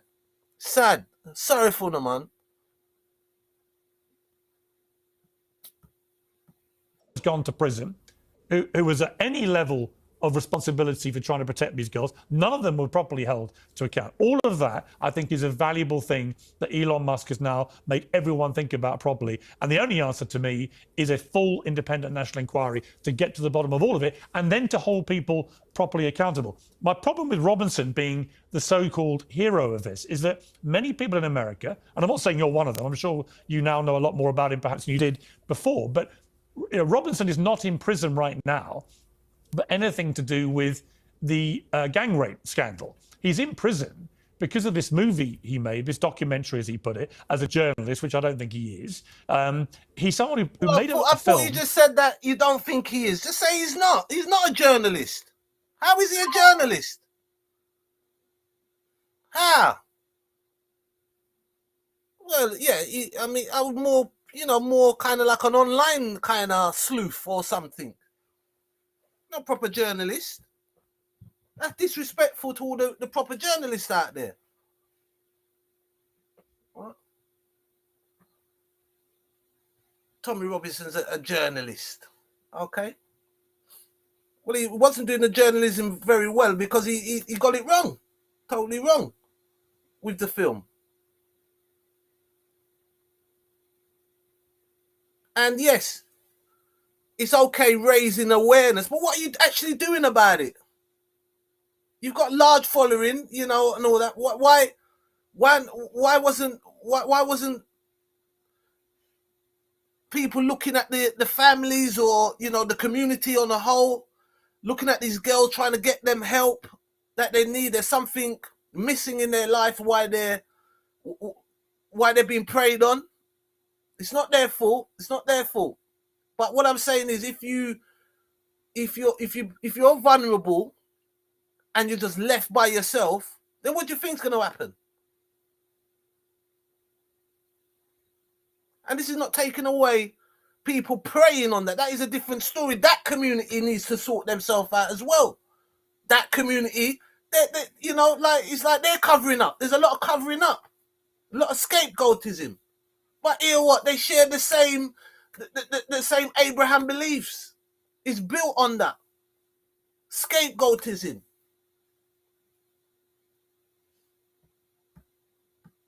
After he was convicted in a court by a judge of being seriously defamatory to a young Syrian refugee boy who he tried to make out was the villain of a bullying incident that went viral because there was a clip, when in fact he was the victim. The judge made it crystal clear in his very extensive ruling, which I read at length last night. It's many, many pages. It's extremely detailed. It includes his analysis of all the witness statements, what the school had told him, all the documentary evidence, everything. There's no doubt that the judge's conclusion is that the victim was the victim, that the boy who did the bullying in the video that went viral, Bailey, who was befriended by Tommy Robinson, that he was also a victim in many ways of the firestorm that erupted after this story went viral.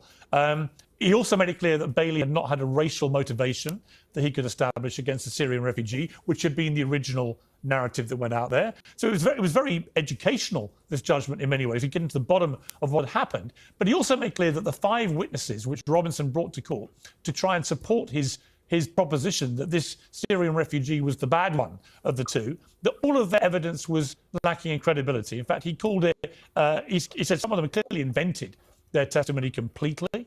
And he was very scathing about the quality of the evidence of everyone that Robinson brought there. And in the end, he found Robinson guilty of defamation. He fined him £100,000 and I think £700,000 in legal costs. And he made it crystal clear to him, do not repeat these lies about this Syrian refugee boy, Jamal, again.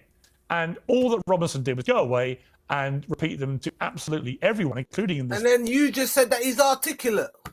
film to wide audiences, and they are ultimately lies, as proven in a very forensic and extensive court case held by a very eminent judge. So my problem with Robinson is that he's trying to portray himself as this great martyr who's been, had lawfare put against him by the British establishment to silence him, when in fact it was his refusal to be silenced and to repeat lies about this young Syrian refugee boy, which is why he's in prison. Yeah. Secondly, my problem with him, Jordan, if I'm honest, is I don't know how many Americans or people in America who've been following this, because I see all the stuff on social media, they just don't seem to understand that Robinson's criminal record is highly extensive and very unpleasant.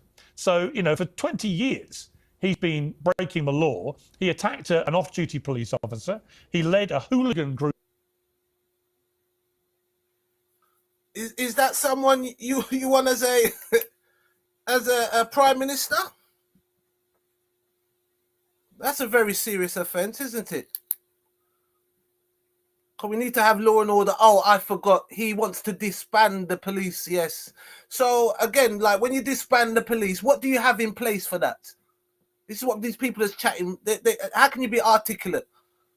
So okay. Clever clogs, Robinson. Answer this.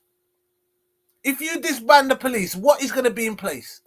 What are you going to put in place there? Group of football thugs in a brawl involving 100 people. He headbutted a man in Blackburn. He used a You just said he was articulate. False passport to get around the fact he had criminal conviction to get into America and was caught. Look at that. What, false passport? Rascal, man. Man, the fucking criminal, innit? The bloody criminal. I mean, I always wonder about, like, the fake passports. I always wonder, I say, bloody hell. I mean, all right, I could have said, oh, I haven't got a passport. Where would I go and, how would I get that? You know what I mean? You've got to have kind of some sort of links. I don't think that's an easy thing to do. I mean, and then it obviously didn't work, did it? Because he got caught. I didn't know that. I didn't know he criminals in UK, and yeah. So if you have a criminal, so if you have a criminal record, right, you can't get in the America. So again, this man is like the mindset is as if he's trying to break. You can't uphold the law and be breaking the law. You can't do that. How can you be a stand-up person and you're breaking the law? Everybody knows that if you've got a criminal record, you can't go to America. And the fact that he's falsified and still pushed to go there. I mean, come on. The character of people. Come on. But no, that's what you like. This is the kind of people you like. This is the kind of people you like. You see, because you're fake. You're fake. You got a lot to say about the Asian community, but you got your own people in your own community doing the same thing. But you don't do nothing about it because you're fake.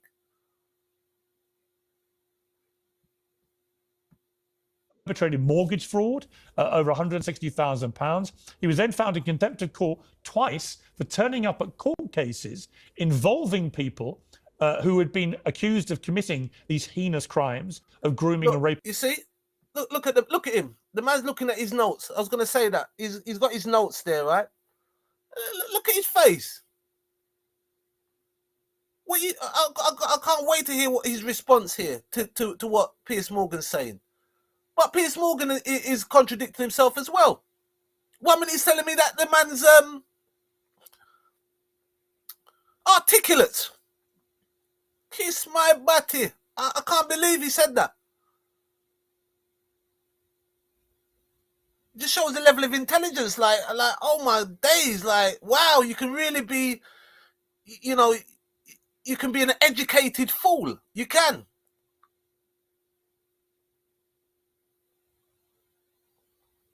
Look at this guy here. Psychologist, top psychologist. How could anyone go to go and see this man with about psychology? And again, he's in America. He don't know nothing what's going. Has he been here? Has he met Tommy Robinson? Does he know him? Half these people don't even know the guy. How would you feel if you know, you found out that Tommy snorting coke?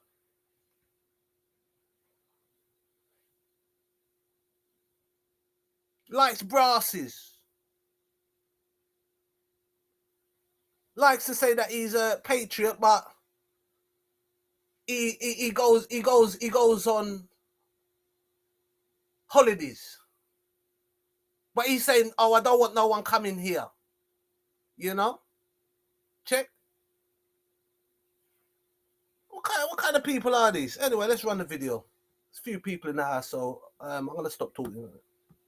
These girls, nearly wrecking the trials because he was saying defamatory things in public outside the courtroom. And then we come to the refugee story, in which he's now back in prison again. And he was found guilty of stalking a journalist and accusing her partner of being a paedophile. This is not a nice guy.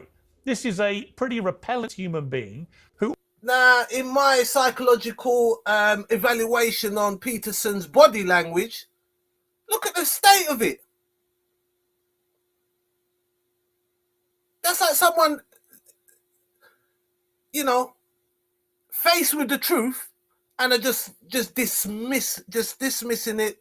Look at the look on his face. I can't wait to hear what he's got to say after what Piers Morgan has just said. But Piers Morgan is a roundabout, because 1 minute he's calling him articulate. I can't believe it. I'm in shock. Tommy Robinson's articulate.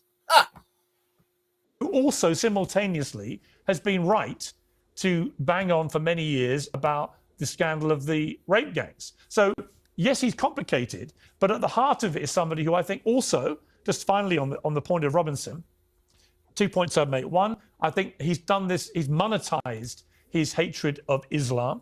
It has warped, in my view, all his so-called journalism, activism, whatever he wants to call it, because it's always skewed against Muslims. It's never fair and balanced in any way.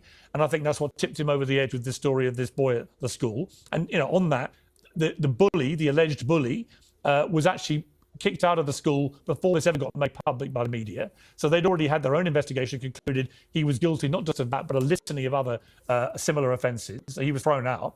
But I also think that Robinson, and this is a slightly more complicated and insidious thing about him, I think he's been deliberately amplified and promoted by the people who have most to lose from exposure, justified exposure, because if they can make Robinson the guy that is trying to expose them, he's so discredited, particularly in the UK, that people won't take it seriously. And that's one of the reasons why there hasn't been more action, is because the leading whistleblower is Tommy Robinson. So I see problems in all of this with him, but notwithstanding, as I said at the start, I do think he's been absolutely right that this has been a massive scandal which has shamed the country, and that it needs proper national inquiry to get to the bottom of it. So that's where I sit with Robinson. There definitely should be a national inquiry. I can't, you know, again, this is just showing you how grimy the situation is, you see. The refusal of that. I mean, that should have been, everyone should have been back in that inquiry.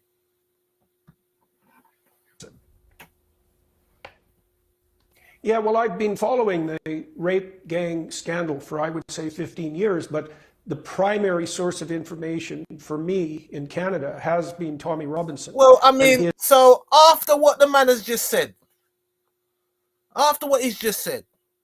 but, you know, he's articulate. So you're in Canada, 15 years as a psychologist, right? And is only Tommy Robinson he's listening to. I don't know how people can actually go and see this guy as a psychologist. I wouldn't even trust him to make a cup of tea. His insistence on pursuing this, come what may, was part of the reason that I looked into it. And I think that's probably the case for Elon Musk as well. Oh, I see. And it's an open question how much of a monster you have to be to shrug off all the accusations and the reputation savaging and to put and the threats to your own existence and to your family's existence to sally forth regardless and bring these issues to public attention. You know? He's reading off a piece of paper or something, but look, people sell their own kids. They will do it for money, depending on the person. And you know, Piers Morgan did bring up a thing. I believe Tommy Robinson's being used, and he can't see that he's being used by the same establishment using him to keep people diverted on those issues while other issues are still going through, like the winter payment. You know, I don't know how these people are going to manage without the heating on over these couple of days. And again, you don't see no marches about that, about the winter fuel payment and how they treat the pensioners. It's not I'm not belittling the crime. No, it's serious, but it's not the only one. It's not the only one. Over a decade, let's say.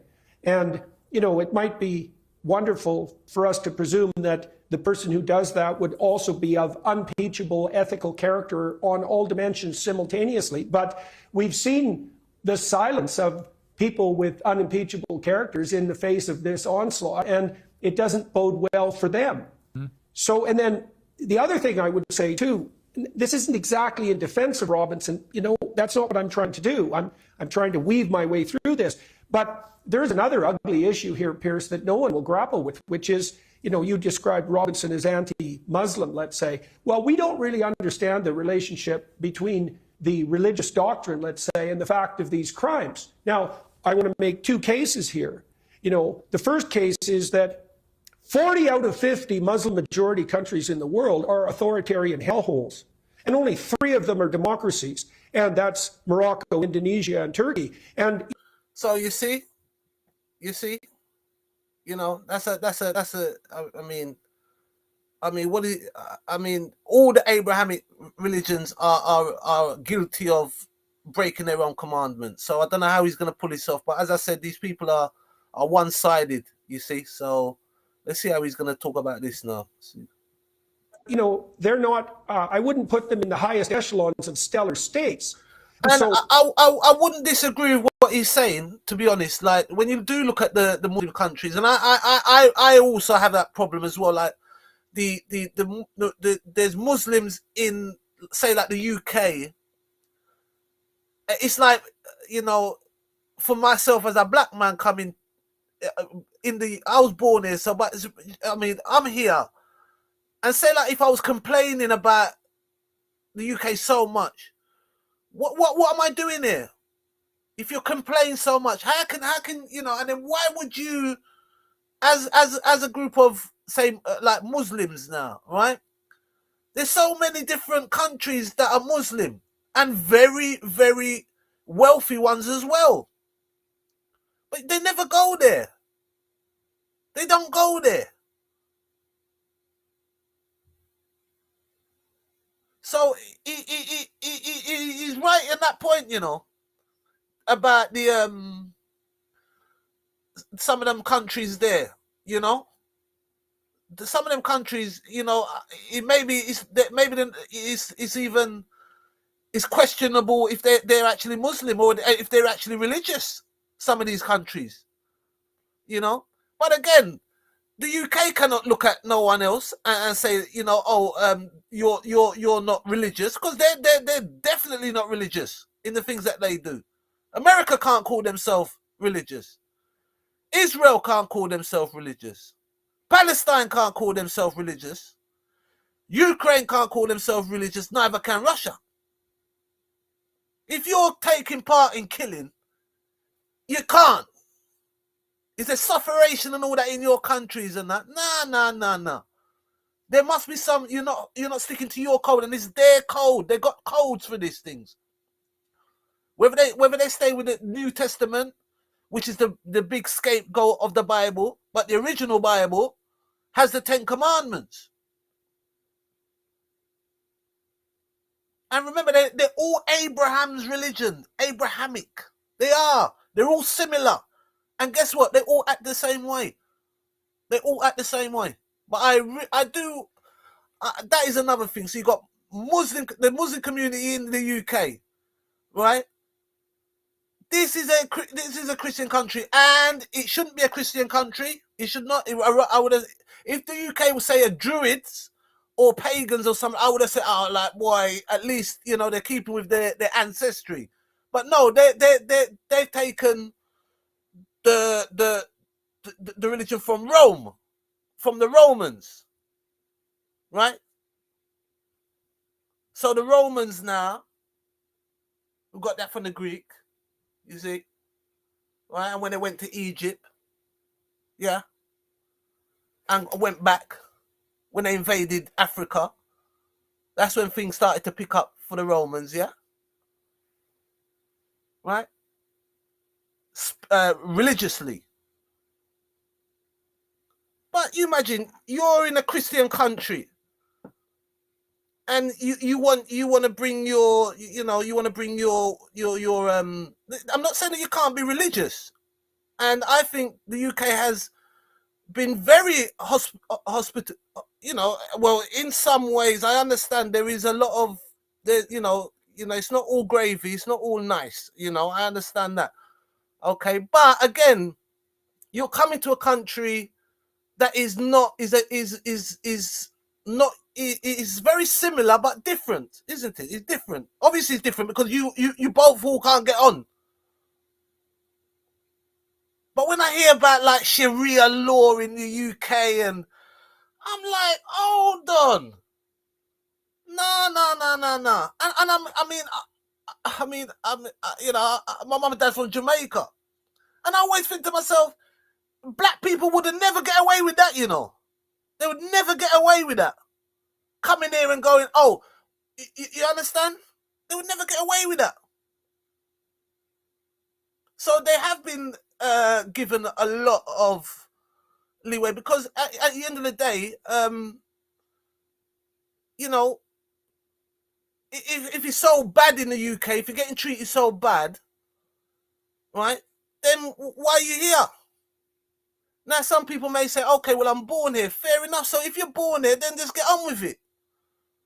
We're all here together. So you understand there is a law, but to come to them things there is where the problem starts, And that's why I start to get a little bit, I just keep myself to myself because I said to myself, this don't make sense. So I must say, he's got a point there with the Muslim countries. A lot of them are in turmoil. But I could also say that a lot of the Christian countries are in turmoil as well. You see? So, you know what I mean? Right? And even Israel now is in turmoil. You see? So really, none of them can really, kind of look at the other one and say, oh, you're this way. Because they all commit the same, they're all acting the same way. Because they got a scapegoat mindset. You see? Their thing pushes death. It don't push life, If you check them religions, it don't push life. You're going to have to get what you're getting when you're dead. There's more focus on death than living. But that's a totally different argument. But as I said, people are allowed to believe I'm not here to, you understand? And I have respect for people's religions, and that is respectful. But what I can't understand is how can you're leaving your country. I don't know why they leave their country for another, again, coming down to patriotism. People cannot be a patriot of their country if they've left their country. That is fantasy. That is a fantasy. Once you leave your country, you basically you've given up on them, You've given up on your country. You've left your country and went to another country. And then when you go to that country, you must abide by the law. You understand? Vice versa. If someone comes to your country, you would want them to do the same. How about if I go to a Muslim country and try to set up a Rastafarian or something, you know? Because I know they hate Rastas. Everybody hates a Rasta, didn't they? Right? Even in Jamaica, they hate the Rasta. You imagine? Right? Imagine if I went down to, say, one of these Muslim countries and me and 2 million Rasta went down there, and you imagine what would happen? Would they accept me? I'm asking. Would they accept me? I don't know. But I'm presuming that they won't. No, they wouldn't. They would not. You know, I'm saying like, nah, they won't have that. You see, and why would I go and do something like that? You see, I'm the sort of person, if I am going to go to someone's country, you know, I know about their laws and their ways, and then I take part in it, and I respect it when I come, and I know that I am a visitor. Or whether I'm going to stay, then I know that, you understand, I can't be staying in someone's country and complaining. That don't make sense. Black people do the same thing. But majority of them are Christian, are Muslim. Yeah, are Jewish. Or Hebrew, as they like to call themselves. Abrahamic. So if that way of life is so much, you should be in your, you know, in a place where you feel comfortable then. Why is that exactly? Is that a deviation from Islamic principles, or is it a consequence of them?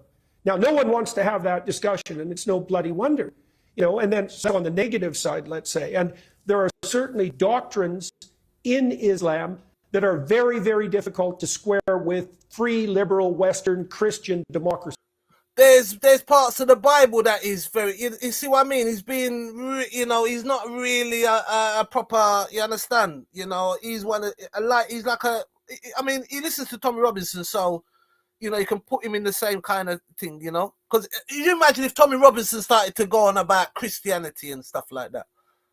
You know they don't know nothing about Christianity. Because there's parts in the Bible where, you understand, things went down. That's a lie. What he just said there. To kind of say, oh, just the... No, they're all of them. My grandma was reading the book. God rest her soul. My grandma was reading the book. And I said, Grandma, you read the Bible? She said, yeah, I read the Bible every day. You know what my grandma said to me? But I only read the good parts. She said there's some terrible things that happen in the Bible. She won't even read it.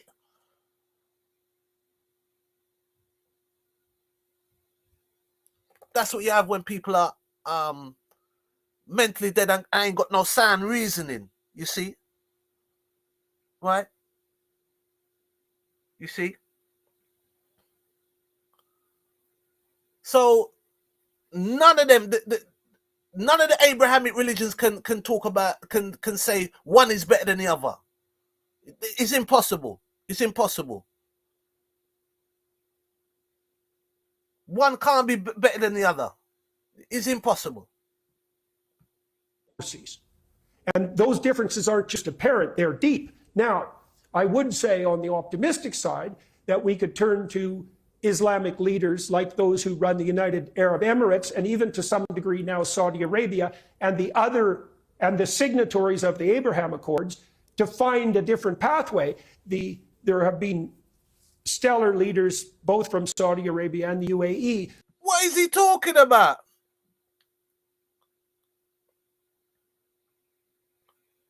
I don't know if that's right. You know what I mean? They don't play around over there. They don't muck about.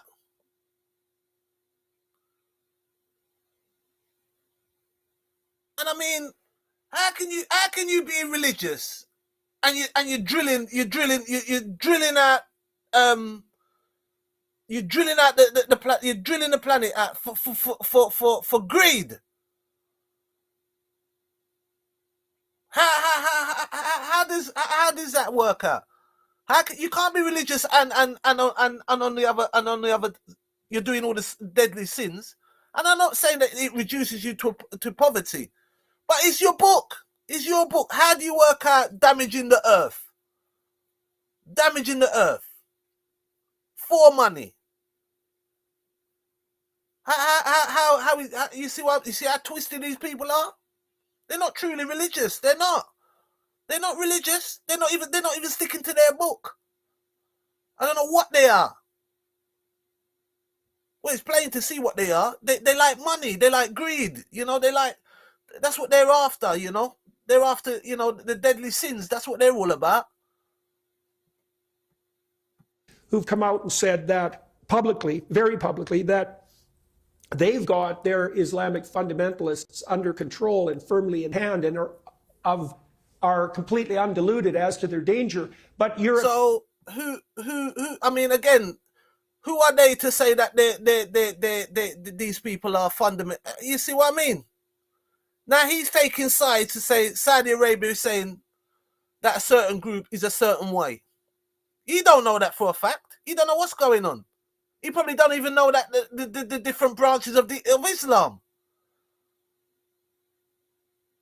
You see? Who's to say that they're honourable? The Saudis and the UAE. Why is that? What? Because they got money. It doesn't make sense.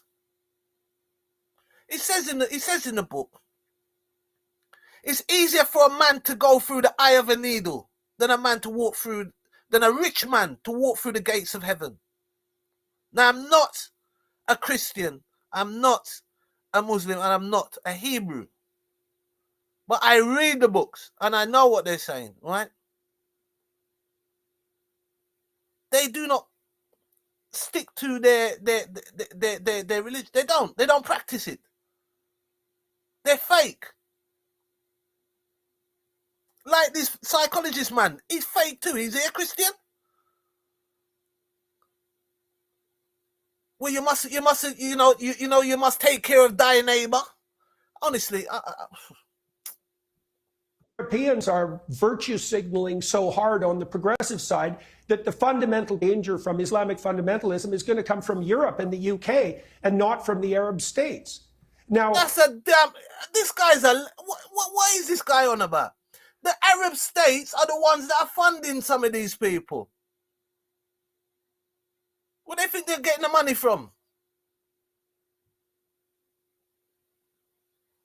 And the West as well. The West as well has their fair share of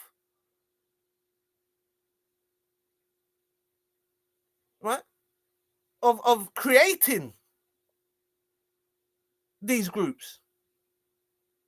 ISIS, Al Qaeda,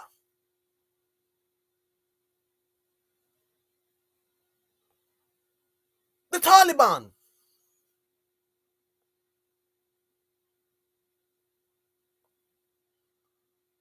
You see what I mean? So this man is pro. So how can you take this man serious? I'm not saying that they're evil, but I'm saying I can't believe that they're like the stand-up people. And again, if they were such a stand-up country, why aren't people going there then? Why aren't all the Muslims going to the Arab Emirates or the UAE? All of them living there, all living good, all drilling the oil, all driving nice cars.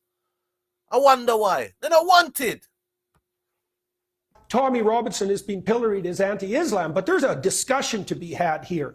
And no one wants to have it. And, you said we need a national inquiry. It's like we need more than a national inquiry. We need something like an international symposium on the relationship between the Christian West and the Islamic world, because there are ugly things afoot, and they've manifested themselves in the most hideous of all possible ways in the UK with regards to these rape crimes and the cover-up. But there's something that needs to be sorted out at the bottom of all this. And one of those is, like, you talk about moderate Muslims. Like, I looked up the polling data today that Winston Marshall, for example, referred to when he interviewed Nigel Farage. And, you know, it's about 3/4 of UK Muslims would be perfectly content if Sharia law happened to be the, what would you say, the principle of the day for the UK as a whole. And that it would be fine if Islam became the national religion. Now, that's 75%. So, you know, a cynic would say, okay, just exactly where the hell are these moderates? And at minimum, their voice needs to be amplified. And then we could also point out that the participation in these rapes by members of the community, it was like 1 in 7 of the men in some of these communities was directly involved.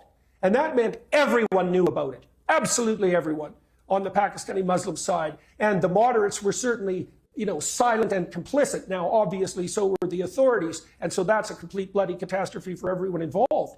But there's a serious conversation to be had in the West, and particularly in the UK, maybe France and Germany in secondary place, about just exactly how it is that liberal Western democracies, with their emphasis on the rights of women, can live side by side with Islam in general, especially the sort of Islam that's transformed into enabling fundamentalism that allows this sort of criminality on the part of the psychopathic, resentful psychopathic sadists. So here's no one what wants to have that conversation. Well, listen, I think any conversation is worth having, no question.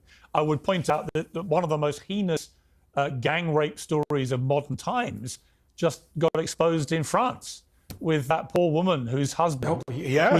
So how come you're not talking about that then? You don't hear no one talking about that, you know? You notice? That was terrible. Imagine you have your own, your missus, you know what I mean? And wow, like, boy, the man is sick. And then what was Peterson like? Yeah, well, yeah. Well, yeah.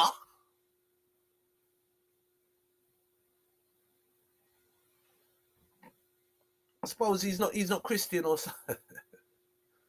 Oh boy, he must be Muslim or something, eh? Eh?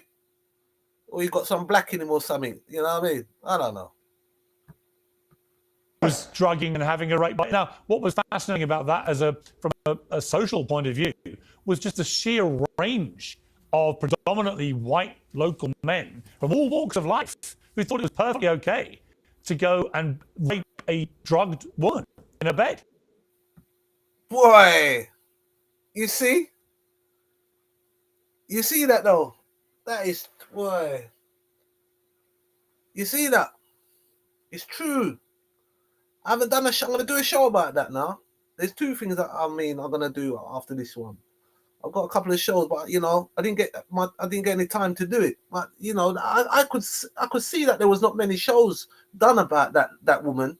Her name's Pellicott. It's shocking, man. Shocking. And be video doing so. I mean, I found that utterly heinous and reprehensible. So it's not just like this is a problem which is only in the Pakistani British Muslim community. It's not. Having said that, this is clearly definitely not. But the other point I would make, Jordan, is between. What I was going to make on a wider point is that there are roughly, I think, about the same number of Muslims in the UK and the US. We have disproportionately higher than the US in terms of the size of our population. I think it's about 5-6 million in both, something around there. And it's still true that the vast majority of Muslims in both the UK and the US are not extremist, lead their lives completely peacefully. The UK has always come out pretty much on top of all the surveys of tolerance and diversity and good, safe. That's true. It's 100%. You know, there's lots of good Muslim people out there. There's lots of my friends. I know them. They're good people. You know, there's good Christians and good Jews. All of them. There's good people out there. You know, I'm not. You know what I'm saying? No way. No one can make me believe that they're all. No. You know. But there's some elements. And it's not solely just Pakistanis that behave like that. No, it's not that way. No, but it still must be looked at. Doesn't matter what race you are. We're talking about young girls, right, and old men drugging them, and the other one, they were beating her up. I mean, like, come on, like, what more? I mean, what, you know what I'm saying? And what, these guys go back home to their families and that? I see one, right? I see one. They caught this guy, right? They caught this guy trying to get an underage, yeah? They caught him, and he was an Asian brother. And his wife was standing beside him, right? His wife was standing beside him. And you know, his wife, you know, you would think that she would be attacking him, or you understand? She was defending him. She was defending him, said that no, he never do it. No. Even when the man was saying, I come to meet a young child, they caught him. They caught him, you know. All right? And I said, look at that. That does happen. It does. Not just Pakistan, no. It happens in the world. It happens. It happens. There's another case. This man is with his woman. He's sleeping with the neighbor, her best friend. She catches him cheating.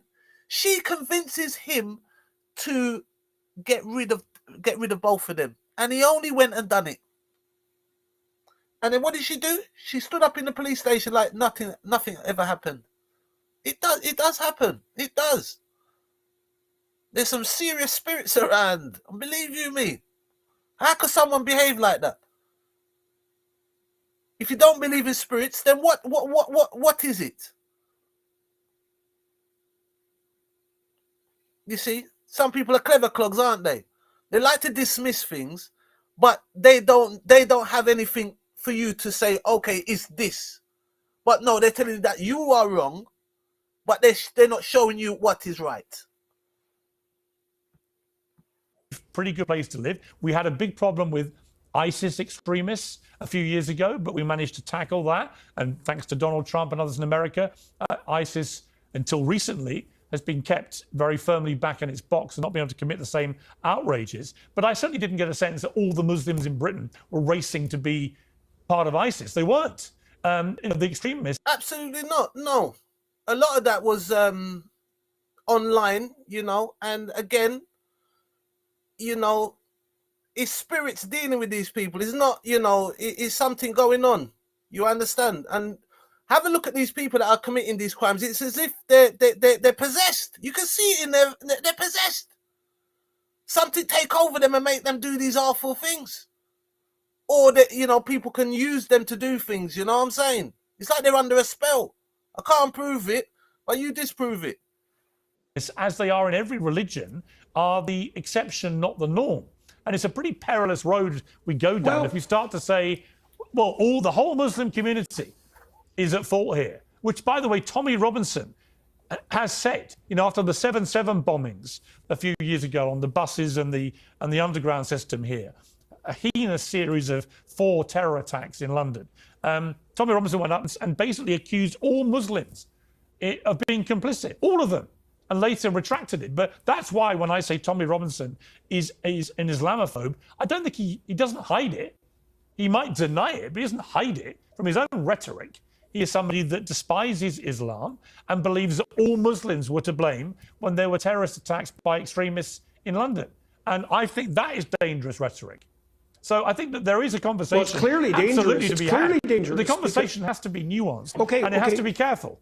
Would you take that? I agree. Well, let's take absolutely. That's for sure. I mean, let's take it apart a little bit more. Then, I mean, first of all, there are reasons that the authorities were afraid to act in the manner that they should have. Now, they were afraid partly because they would be pilloried by their confreres on the radical left, because the progressives are very good at reputation savaging their own. Yeah. But they're also afraid of a Islamic fundamentalist backlash and the murderousness that might accompany that.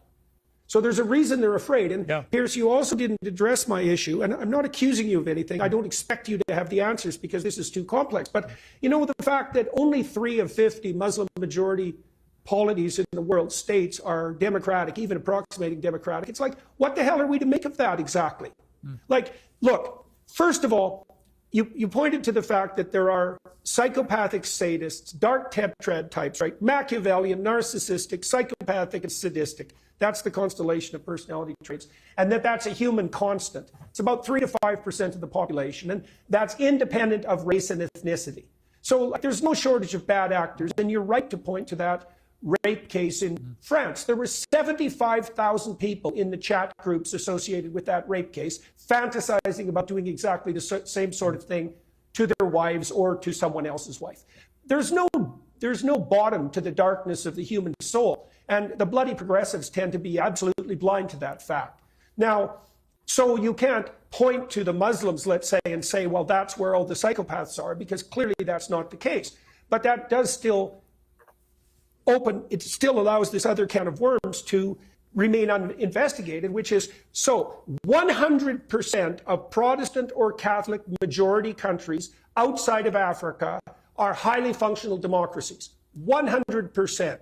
6% of Muslim majority countries are democracies, and they're not in the highly functional category. Do they want to be democracies, John? But John, do they actually want to be democracies? I mean, we have a slightly quaint view in places like the UK that we are the exemplar for how a country should operate. When I was in Qatar, for example, for the World Cup, the Football World Cup, I met some of the high-ranking Qataris, including people who were related to the Emir, and they were kind of laughing at the idea that they would look at the UK as a template for how a society should exist, with our knife crime, our drug abuse, our drunkenness. I'm throwing it back at you. They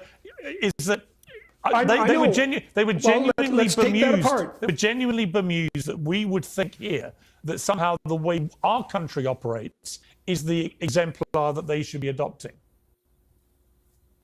Okay, well, so this is what I would say to that is, first of all, you're right, but that also makes the problem that I'm addressing in some ways, or bringing to light, even more stark, because it isn't necessarily the case that the denizens of the Islamic world look to progressive Western democracies as the ideal, but that turns out to be a problem if you're importing them en masse, because their fundamental predisposition might not be democratic, and yet they're in a democratic society. So it isn't obvious what to do about that. Okay, the next thing I would say is it's pretty bloody easy for the rich Muslim countries who are absolutely awash in, I would say, undeserved oil money to moralize about the superiority of their culture.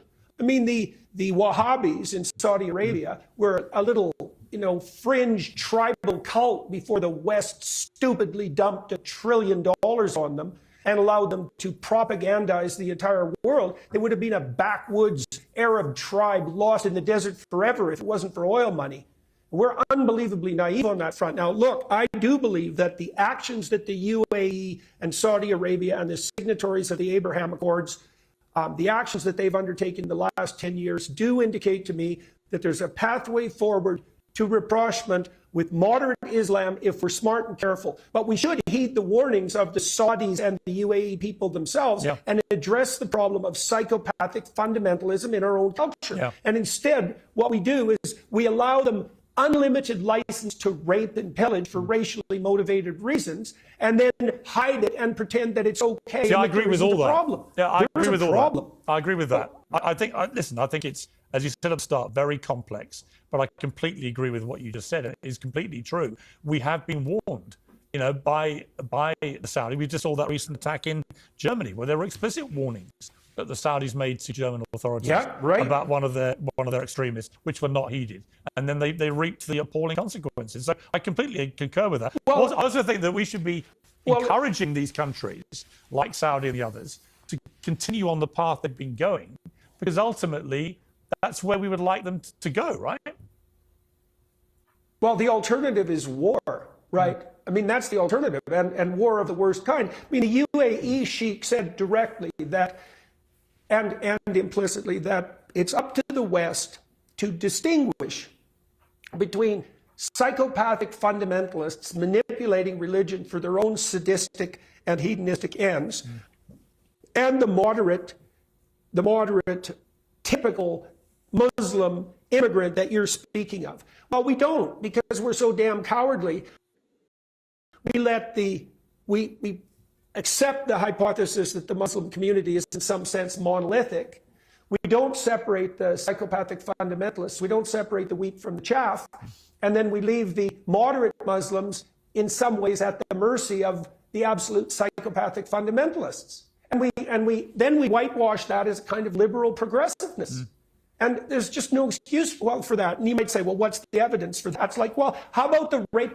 We don't even know how many girls were raped in the UK, right? The estimates range from tens of thousands to 1 million. It's like, really, how can you get the numbers that wrong? How dense and blind, willfully so, how virtue signaling and cowardly do you have to be to get the numbers that wrong?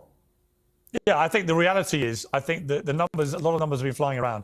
I think it's the number of rapes is staggeringly high. The number of actual victims who were exposed to multiple rapes is undetermined. It's not at the level that you may think it is. I think it's the volume of rapes that they believe may have been committed. In other words, these poor girls were being gang raped on a daily basis by sometimes a dozen people. So when you add up the number of times they were raped, you're getting to catastrophically high numbers, and it is utterly shameful. And the cover-up is even more shameful. And that, for all that reason, I think that however rough and tumble the rhetoric may have been from people like Elon Musk this week in going after the leaders here, if at the end of the day it does force a genuine, independent, wide-ranging national inquiry to genuinely get to the bottom of it, it will be worth it. I do believe that. Well, would you say the same thing about Tommy Robinson? Well, the thing I say about Tommy Robinson, he's even more rough and tumble, let's say. Yeah, he is. I think the thing about Tommy Robinson is to be completely clear-eyed about what he is, what his record is, and simple things like why he's in prison now. It suits him for America, where he makes a lot of money, because he's been deplatformed in many places here. It suits him in America for Americans to believe he is a political prisoner. Now, I agree with Elon Musk that it is highly unusual, if unprecedented, for someone who was found guilty in a civil case of defamation to now be in solitary confinement, potentially for over a year. In a maximum security prison. I think that is a little on the odd side, I think it's unacceptable and wrong. What we don't know is there are reports, which have not been established either way, that may be at his request for his own safety. So yeah, but I know why it's at his request, Piers. It's his request because the prison they put him in is so dangerous that if he wasn't in solitary, his life would be. And that's the point I was going to make. So and we don't. It is at his request. But well, yeah, I think look, we don't know quite enough about that. I just think it is inhuman to put somebody in solitary for the length of time that they are planning to put him, given the nature of the crime he's in there for. That is inhuman. It's unfair. It's unjust. And you can have that view whilst also having my view about Robinson. Even if some of his message about all of his message about the drug and rape and booze scandal of these poor girls, all of that has been an important message to have had the drum banged by him for a long time. It's the other stuff around him which is very unpalatable. We should clarify something. We should clarify something about those rapes too, just to flesh out the psychological side. You know, because the terminology is grooming gang, and then the next most accurate terminology is rape gang. But that's not right. We're still a long ways from the truth, because it's not just rape. It's brutal, sadistic, demeaning, racially motivated rape with what would you say? That sadistic overlay of unnecessary torture and pain. Right? So it's rape of the most sadistic and brutal kind. Yeah. This isn't date rape. No. This isn't, oh my God, a relationship. How does he know all that? I mean, I think, I understand, but I mean, I think that goes for the whole of that R word thing. I don't think that this crime is singled out to be any way more than another. That's where I disagree with that. I mean, unless he's got proof on. But you can't just say all of them are like that. I mean, the R word is the R word. You know, it doesn't matter. There is no levels to it. Obviously, there is levels as in severity of it, I presume, but it's still the R word. went wrong. agree. It isn't misunderstanding that it's okay. Yeah, it's brutal beyond comprehension. It is. And that's the details in the last couple of weeks. I mean, again, in the same way that I think people should read the judgment of the Tommy Robinson civil defamation case, because it will inform them better than most people seem to be informed about him and his motivation for that film he produced. I also think it's incumbent on people to actually read some of the gruesome detail of what these girls were put through from the cases which have gone through the courts and led to people getting lengthy prison sentences, because it is beyond belief how despicable and sadistic it was. And I completely concur with that. Jordan, I want to just ask you something completely separate, which is Justin Trudeau, Prime Minister of Canada, an old bête noire of yours, but finally falling on his woke sword, the man who hectored a young female student for using the word mankind. He said, around here we use the phrase people kind, so we don't offend people. I think that mindset from a man who also regularly wore blackface while lecturing us all about racism is long overdue that he's gone. His record with policies in Canada has been disastrous as well. But what is your reaction to Trudeau going? Well, I watched his resignation speech. You know, I've never heard Justin Trudeau say a true word in his entire life. I'm a pretty astute clinician, and I can, if I pay attention, I can tell the difference between someone who's, merely wrong and trying his best, and someone who just lies with every single breath. And he is definitely a person like that. Everything he does is an act. And his resignation speech was an act. You can tell because today he started out with the words, well, everyone knows that I'm a fighter and I don't give up. And I mean, Pierce, I don't know about you, but I can't imagine myself ever saying something like that in public. Who would say that? I know. I'm a fighter. Especially as you're giving up. Really? Especially as you're literally giving up. Well, it's like, I quit, yeah, but I'm not a quitter. Yes, you are. You're literally quitting in front of our eyes. Yeah. Well, and it's also the case that you saw in that opening salvo exactly his preoccupation with himself. Yeah. This is all Justin Trudeau as far as Justin Trudeau is concerned. You all know I'm a fighter. It's like, actually, Justin, at the moment, we don't give a damn if you're a fighter. Actually, we don't give a damn about you, period. This isn't about you. It's about the fact that over 9 years, you have moved Canadians from parity in terms of per capita GDP. We were equal to the Americans 9 years ago, equal. And now we're at 60%, which is also, by the way, the case for you guys in the UK. And that's 100% attributable to Justin Trudeau and his nightmarish, woke, leftist, weak policies. And it's exactly the same cabal of self-serving narcissists that have been in power so often in the UK and that are responsible for the clamorous silence surrounding these sadistic rape gangs. And I'm so glad he's gone. He was a curse. My country is in worse shape by far than I've ever seen it in my entire life.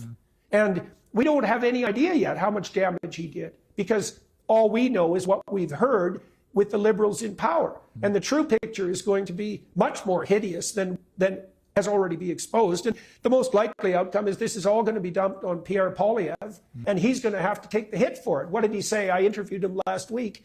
He said, the Liberals had the party and I get the hangover. And it's like, yeah, well, he'll get the hangover all right, get blamed for it all, and Canadians are going to suffer dreadfully. Yeah. And it's really awful. And it is this shallowness, this shallow, self-serving narcissism that characterizes so much of the elite class, more or less across political lines, that has put Canada in the doldrums that it's in, and is also responsible for the state of your country, which is dreadful. And it's I don't know if you guys in the UK understand how sad it is for us in Canada and in the United States to watch what you're doing to yourself. I mean, the UK is a great country.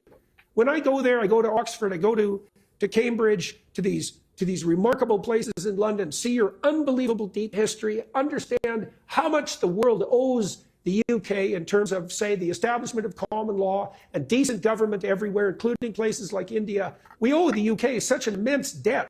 And to watch you guys spiral yourselves into the ground for this idiot, weak political correctness that's gone so far that you can allow your working class women to be raped en masse sadistically and say nothing. They're not working class. They're not working class. They were, they're not. They were outcasted, must be by their community. You know, vulnerable people. No one was looking out for them. They were not. I don't think they were working class. Okay, and then when he's talking about the UK's problem, man, the UK's problem ain't nothing compared to what Americans. This is what I'm saying. They're delusional. How's the UK in any way or form near enough America? No way. Well, what's going on over there? Nonsense. About it and gaslight people who are telling the truth. It's so sickening. It's so demoralizing. It's almost unspeakable. We all pray, hope and pray here in Canada and the US that you get your act together and grow some spine again and put your damn country back together and stand up to these bloody psychopathic bullies and the world. Why don't you do it then? I mean, honestly, the only psychopathic bullies I can see was America, really. You know what I mean? I mean, come on, the cheek of it. Green mob. Because it would be a dreadful shame to lose you. Well, you're not going to lose us, Jordan. There are enough of us here who still think it's a great country, albeit we have... No, the UK is, you know what I mean? It is. You know, it is. Compared to some other countries, what goes on, it is. You know, people just like to complain, but they're lucky. You know, a lot of people in the UK are lucky, you know what I'm saying? And I do agree with certain parts of it that the government is too soft. I understand that. Yes, I agree. But the problem is, it's easy to say, yes, they're soft. But who is going to come in that's going to be the right person? See, no answer. Have been run by some extremely poor leaders now for a very long period of time. And that is what we need to fix. You can only fix countries with great leaders.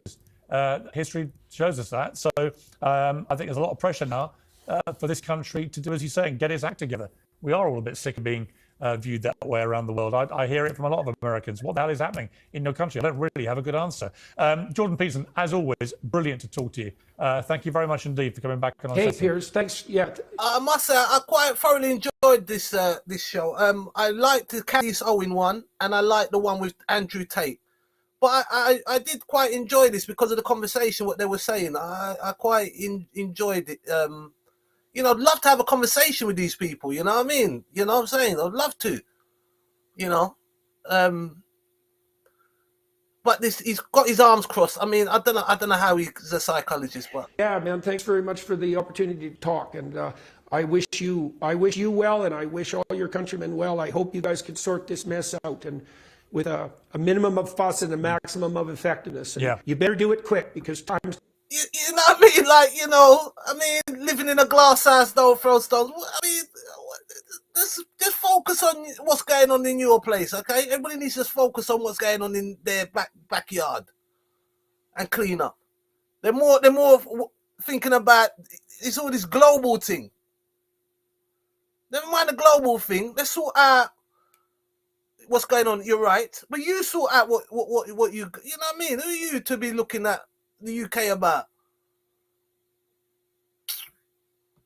Ticking. I agree. Jordan, thank you very much indeed.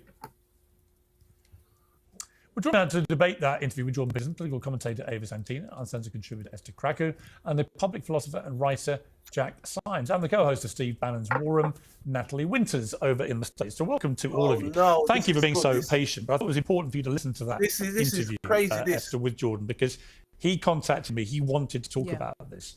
And he's done a number of interviews with Tommy Robinson, for example. It's an interesting argument he makes. And I don't necessarily poo-poo it at all, actually, having heard his rationale, which is you don't have to like the messenger. In fact, he can be pretty disagreeable about a number of things, which Robinson indisputably is. But you can also appreciate that for a long period of time, we showed a clip there from 2011 on Newsnight, where Robinson was very passionate about this issue of the rape gang scandal, that this has been somebody who's been trying to persuade people to take it more seriously for a long time. Absolutely. And I think the reason why he connects with us so much is because he's from those communities. I wrote a sort of a small piece about, imagine if this was in Lahore in Pakistan, and you had men from South Shields and Leeds, you know, raping Pakistani women with impunity. I mean, that's the kind of sentiment it would draw. That being said, I think it's very clear that a lot of sort of his anti-Islam sentiment. You know, again, it depends, you know what I'm saying? You can't say that never happened because, you know,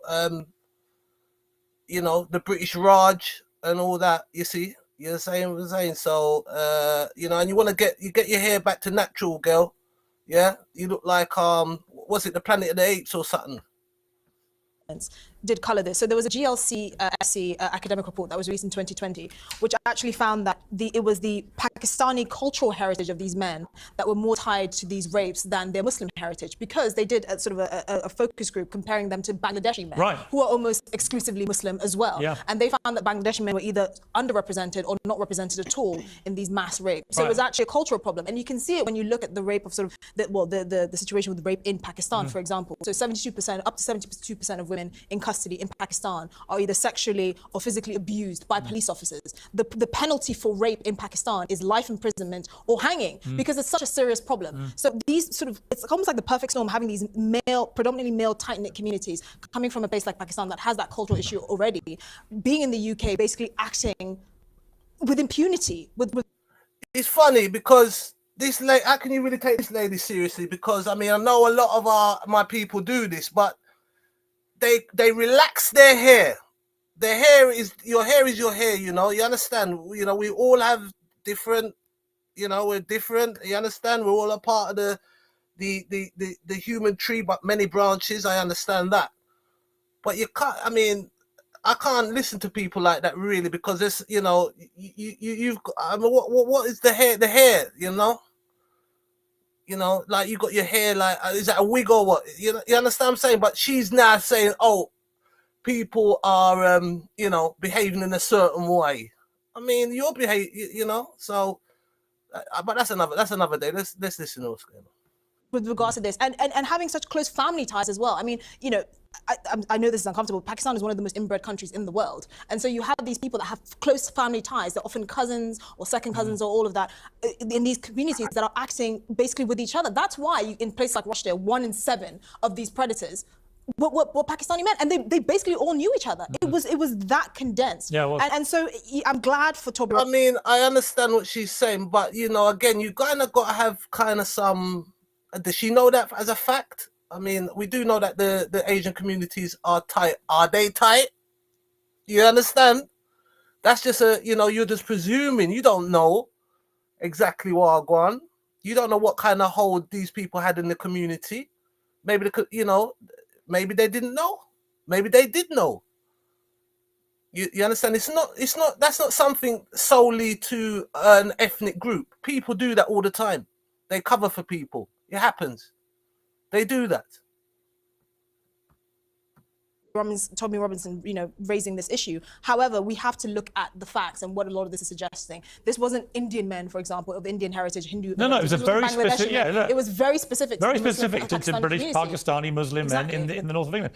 I mean, Ava, it's a you know, I've sort of wrestled with this because without Elon Musk amplifying Tommy Robinson in the last week, would we be having this big new renewed debate about the whole scandal, which many feel, including me having studied it all afresh again, does seem very unfinished business. In other words, there is no accountability. No one ever went to prison for the cover-up.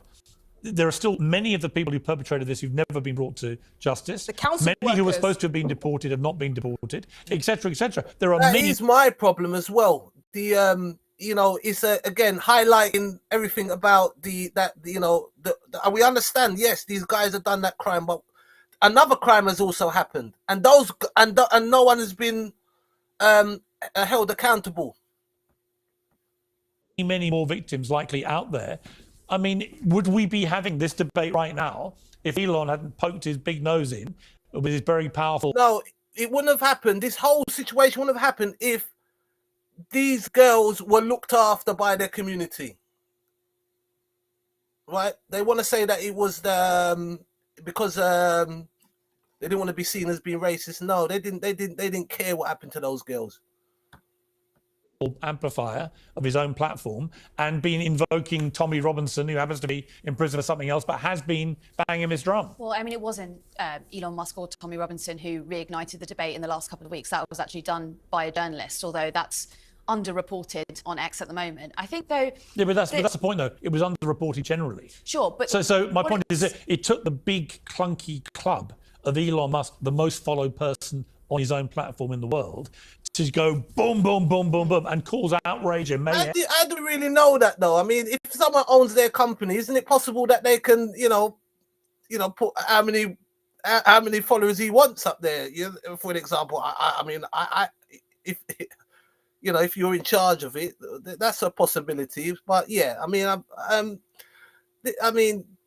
Elon Musk would not be relevant if he didn't have money. Come on, let's be real.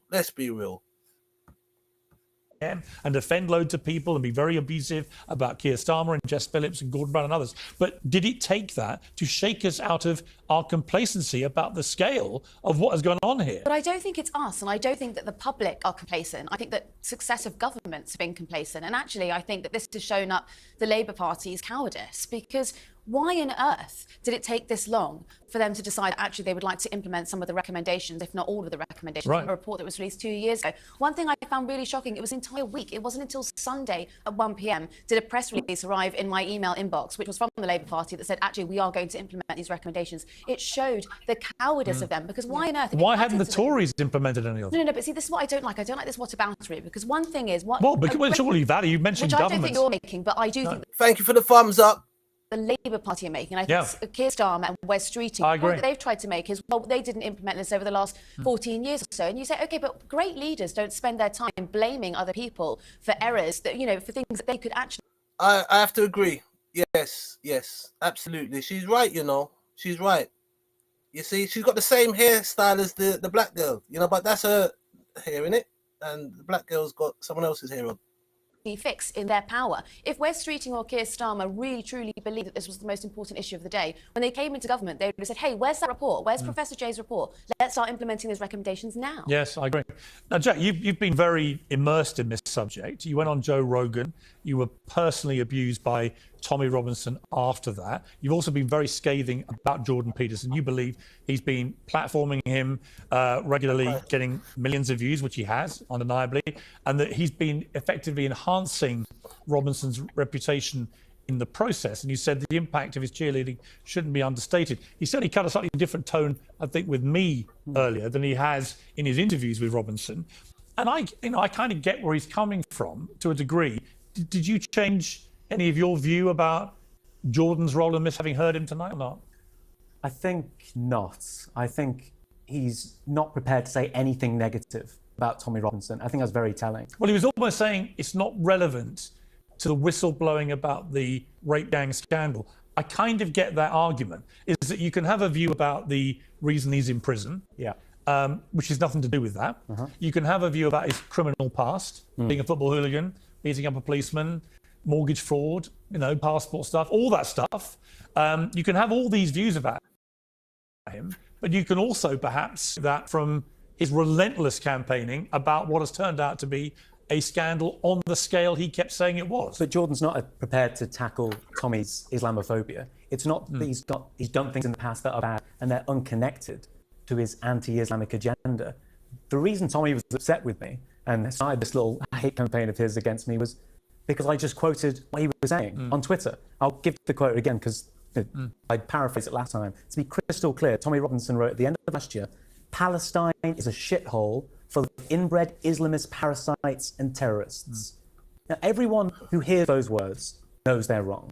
Tommy himself... You understand what I mean? That's what a disgusting thing to say. Went back after I said this and just doubled down. Said it's true. It's full of terrorists and parasites and inbreds. He doesn't back down on it.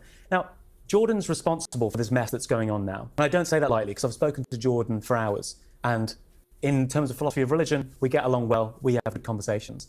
But I think he should be ashamed of himself because in the UK, we know who Tommy Robinson is. In the US, he has been Tommy Robinson's passport to gaining influence with Elon Musk, gaining influence with all of Peterson's followers. Last year, Peterson's videos online, they amassed over 9 million views on his output on Tommy Robinson. 3 hours of conversation. None of that dangerous rhetoric comes up at all. This is a former Harvard researcher. This is someone who worked at the University of Toronto. This is someone who claims to have had a keen interest in Tommy Robinson for years.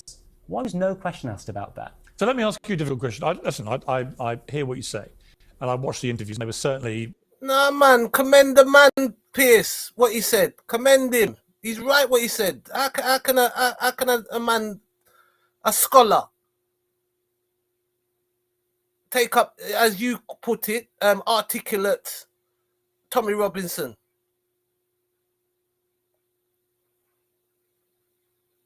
You know, his reasoning is very, or his motives are questionable. The guy is right. I need that. I'm gonna get your guy's name. I'm gonna do a show about him. I want to see the show. He was on Joe Rogan, so I'm gonna do that. I might even try and pull it up after. He didn't go into all that background stuff. What's his guy's name? Is there an argument, though, that if you're Jordan Peterson and you feel, as Elon Musk really does, genuinely incensed by the scale of the scandal over here, and you know that notwithstanding all this stuff, that you believe the bigger picture is what Robinson has been saying about the scandal, and you know he comes from Luton, where a lot of this stuff was also happening and so on. Is there a valid argument to say, actually, you can divorce the two things? The rest of it is part of the legacy of Tommy Robinson, and it's why I have a big problem with him, and why Nigel Farage won't even deal with him, which should say a lot, I think, to people in America. But that actually, on this one issue, he has been relentless, like a dog with a bone, very passionate, pretty well informed, it turned out. If you listen to the whole interview with Paxman back in 2011, almost everything he said has been borne out by events. You know, should we have listened more to what he said about the scandal and been less dismissive, as I've been certainly guilty of him just as a person? I think there's something to be said about it. I think, in short, that Tommy has shed light on it. There's no doubt about that. But I think it's interesting to look at what him and Jordan Peterson aren't interested in shedding light on. They're only interested in sexual violence when it comes to Muslims against non-Muslims. But they're quite happy to stand on a stage next to Russell Brand and the like. There's no, it's very much criticize them but not the other. Who's on my team? Who plays into my anti-immigration rhetoric? I think that tells us a lot about what they really Russell care Brand about. has been accused of things, but he hasn't been convicted of any crimes. Well, Elon Musk was pictured with Ghislaine Maxwell. That's a photo that's very easy to find if you do a quick I was cursory pictured with Google. Ghislaine Maxwell. Oh, I met well. her for 5 minutes at a book Okay. launch in 2012 or something, and that picture gets sent to me 20 times a day as evidence that I was part of Epstein's Island. Well, well, Pierce. Well, be careful of the company you keep. You should know that, Pierce. I'm very worried, Pierce.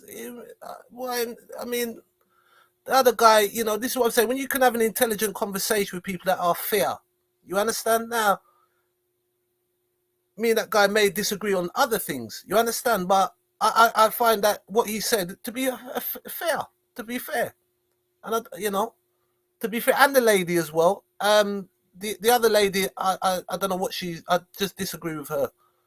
I just think she's kind of, she might as well just go and join Tommy Robinson and Peterson and Musk, yeah, right? And I don't know, make a political party or something. Gang. I've never met him, met her for 5 minutes. There's a picture of me and her at a book launch where everyone else got cut out. So these things, when you're a public figure of any kind, and obviously Musk is right up there, you're going to meet loads of people and get a picture with them. It doesn't mean you're party or anything they're doing. Can I add on to the back of what you had to say just then about so what Jordan Peterson was talking about there? He was talking a lot about the Muslim faith, and he was talking about how this is an Islam versus Christianity debate. I mean, in the UK, is he right about that? Well, should we have a grown-up debate about the impact of so many people coming in with a different view of perhaps democracy and those things? So, what is the impact of when the empire went to the Muslim countries? You understand? What was the impact of then? You see, it's just all one-sided. They're all one-sided. You see, that's a one-sided argument there. You see, if these people are so bad, why go near them? You know what I'm saying? what I was going to argue was today the Archbishop of Canterbury steps down. And he's stepping down because he failed to report child abuse in the church. Yeah. Exactly. So he's as guilty as anyone, just like Piers Morgan want to stand up beside Giselle Maxwell and other people. Yeah, you may didn't know, but the fact is a fact. What she was doing. You see, just like the Archbishop, you have to stand down. You know what was going on. I mean, we don't know if Pierce knew what was going on. He's just saying he didn't know. Who's to say he did know? But the right thing would be to step down. You're guilty by association. Yes, and, I agree. You know, I'm a Catholic. Which I made that point to Jordan. And, well, I'm a Catholic, and I have to say the Vatican is not clear of this crime in any sense of the word. You know, the Vatican is plagued by this crime. Those are white Christian or Catholic people. Yes. You know, I don't quite. I think it's so unhelpful for us to say that child grooming is exclusive. Also, that story in France is very relevant because stop cutting her off, right? Let the lady go on. The lady's good, man. You understand? And I can respect someone that says that. I can respect someone, you know, you're part of a religion, but you're not going to overlook wrongs. No, you're going to admit it. You're not going to be in denial. So, thumbs up to the lady there, man. I don't know her name, but I'm going to find the names. I'm going to start following that lady and the white guy there. I'm not going to follow Planet of the Apes. Well, yeah. They were not all Muslim men doing it from a cultural or religious point of view. I mean, the terrifying thing, Esther, about that story was just the randomness of who these guys were. Yeah.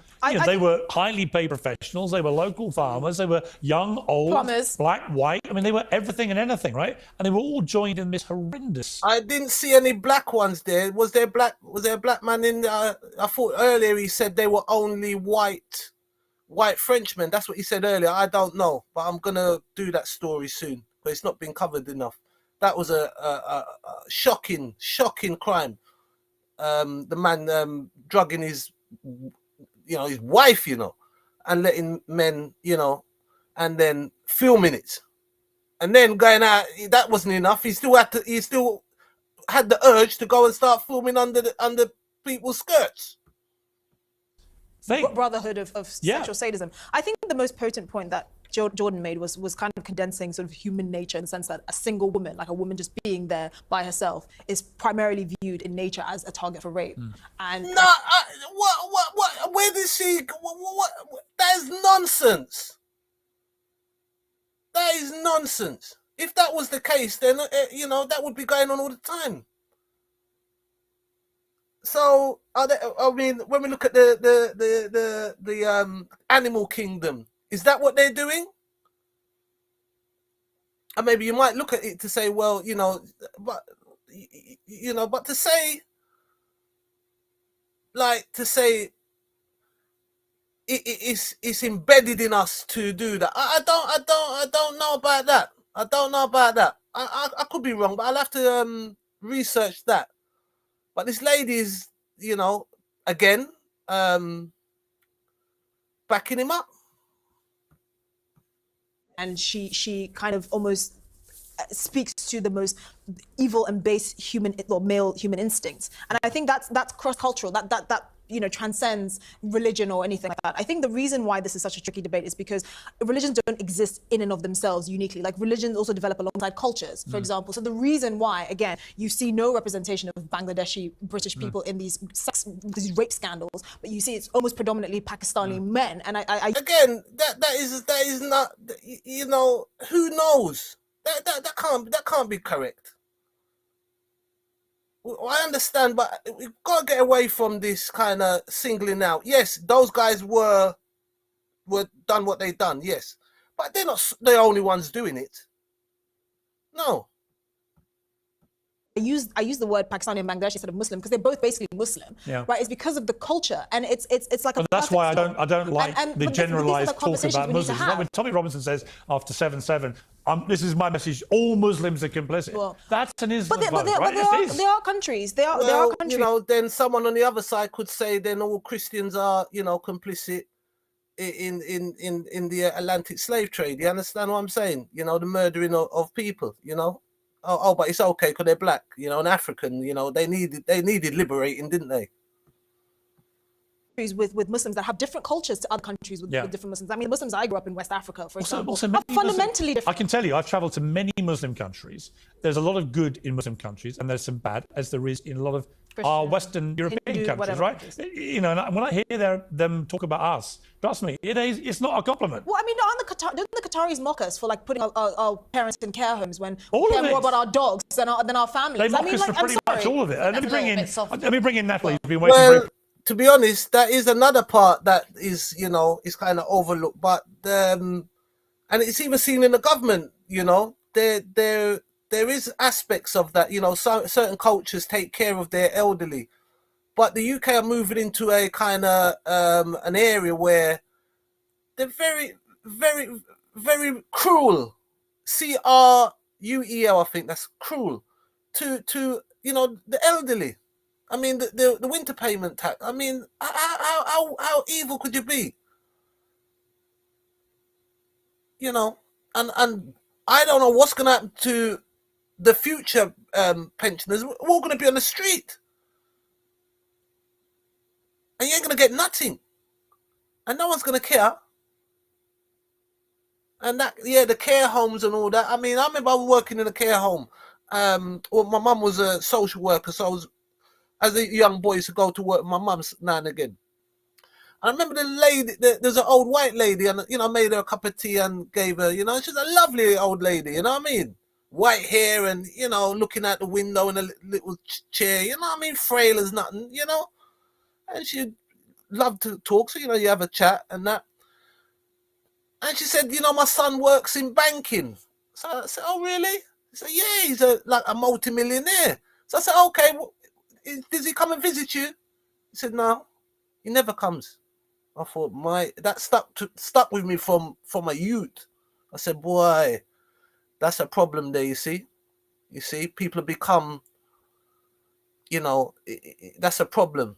You know, and some people don't see it as a problem. You see what I'm saying? You can become desensitized by it and you just accept it. But that's a problem, man. And you don't go and visit your own mum and you got all that money. Why is your mum in a home? Patiently over in Washington. Natalie, yeah, a lot of America. This is gonna be fireworks here, right? So little warning there, boy. This is gonna be fireworks. I'm not sure who this lady is. I've never seen her before, but yeah, it's gonna. Oh, it's Natalie, yeah? So let's hear what Natalie's got to say, but it's going to be fireworks. Watch. Americans seem to have a very sort of simplistic view of this, which is British multiculturalism is to blame. That's why this has happened.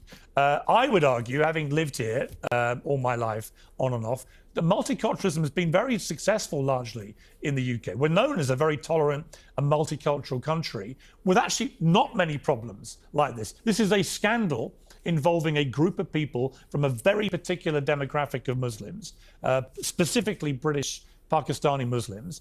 And in the same way that separately we had a scandal of extremists attaching themselves to ISIS and committing acts of terror for a few years, and that got resolved, this has been dealt with not adequately, but will now, I'm sure, be dealt with adequately. Why should we blame multiculturalism in totality for this? Sure. Well, I don't really think that tolerance should be the paramount virtue if the disparate cultures that you're importing into said country are cultures that, frankly, I think are conducive to gang raping of young girls. If you read the Quran, I mean, young women, pedophilia isn't something that's totally out of the blue. It's codified. Oh, well, okay.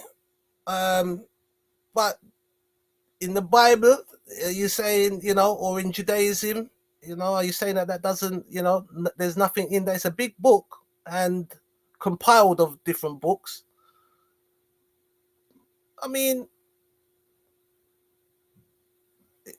you know, again, why don't they actually show like some evidence of what they're saying? You know, just come out and say something so, you know, and if some people don't, you know, are not going to research that, you know, they could take that and say, oh, that, you know, that's it. Look at that. Look what she said. Who is this woman here? What kind of talk is that?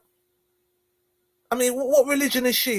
You see what I'm saying? So, all right, let's run the video. I'm gonna be quiet now. Why should we blame multiculturalism in totality for this? Sure. Well, I don't really think that tolerance should be the paramount virtue if the disparate cultures that you're importing into said country are cultures that, frankly, I think are conducive to gang raping of young girls. If you read the Quran, I mean, young women, pedophilia isn't something that's totally out of the blue. It's codified in that text. And I think why it resonates so strongly in America, and I know your analysis of it was maybe a little bit reductive, but it's because that's the lived experience of a lot of Americans when it comes to the issue of immigration. And I think the hypocrisy where you see elites pushing multiculturalism, pushing open borders, mass migration, when they've never really made the case as to why the average American benefits from it or needs to have it. They just say diversity is our strength, and that's where they end the sentence. And I think to that, how can America or England complain about people coming to their country when that's what they do? America wouldn't be America, wouldn't be a white America without them moving there. You see how one-sided and these people are. So the best thing is you stay where you are, and then other people say yes, but you stay where you are. You're not allowed to leave. You can't do that. You just wanna like to say you can do it, but you're not allowed to. What kind of nonsense is that?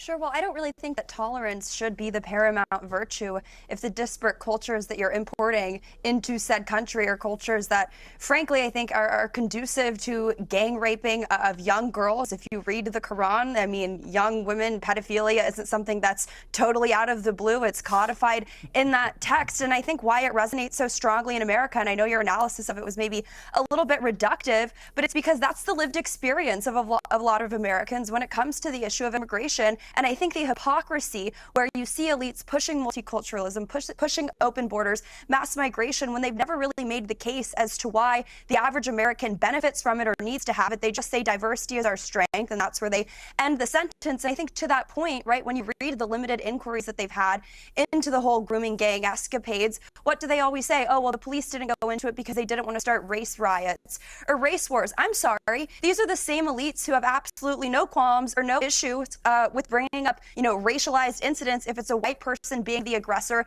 against a minority, just like what happened in the case of George Floyd. So it's very selective, and I think it confirms what a lot of people think here, certainly in the United States, with the agenda of certainly mass illegal, and I think we've also learned this week, legal immigration, that there is some level of replacement, I think, of American culture going on here, and they do it by importing cultures that have nothing in common with the West. And our leaders will say that assimilation is racist, it's neo-colonial, it's not appropriate to say that cultures that have different values and standards than us need to adopt the shared cultures of the country that they're immigrating to. So that is but not isn't it also a true? approach Isn't to it immigration also that works. okay? But isn't it undeniably true that I think the vast majority of domestic terrorism in the United States this century has been perpetrated by white people?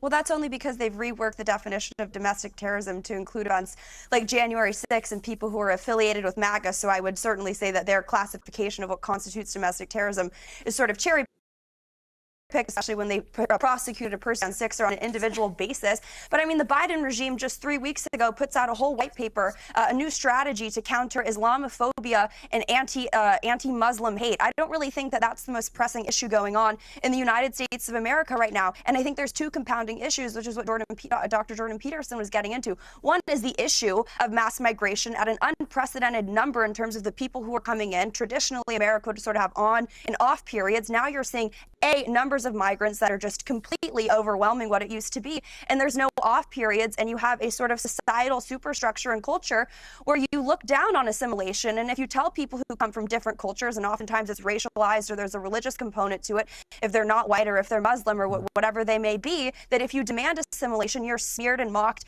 as a racist. And it doesn't work because these cultures, as evidence in what's going on all around United Kingdom, and there's similar stuff going on here. We have no-go zones in the United States too. It doesn't work. And Piers, frankly, I don't think you're correct to say that multiculturalism has been successful. I think if you told the girls who were victims of violent, atrocious rapes, I don't think that they would agree that multiculturalism has been wonderful. I don't think. Well, I would throw back. Well, look, this lady, right? America is multicultural. What does she think America is? America is multicultural. That's what it is. from the start. With the is it the Puritans? Right? Came from the UK. Mixture of every nation is over in America. That is a melting pot. It's a melting pot that doesn't work. I understand that. And the UK is a melting pot. Not the whole of the UK, but you know, certain places are. Right? And I say the UK is the leader in the whole globe.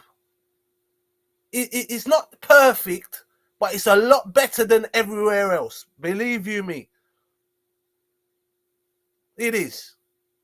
You got to give credit where credit's due. It's not perfect, but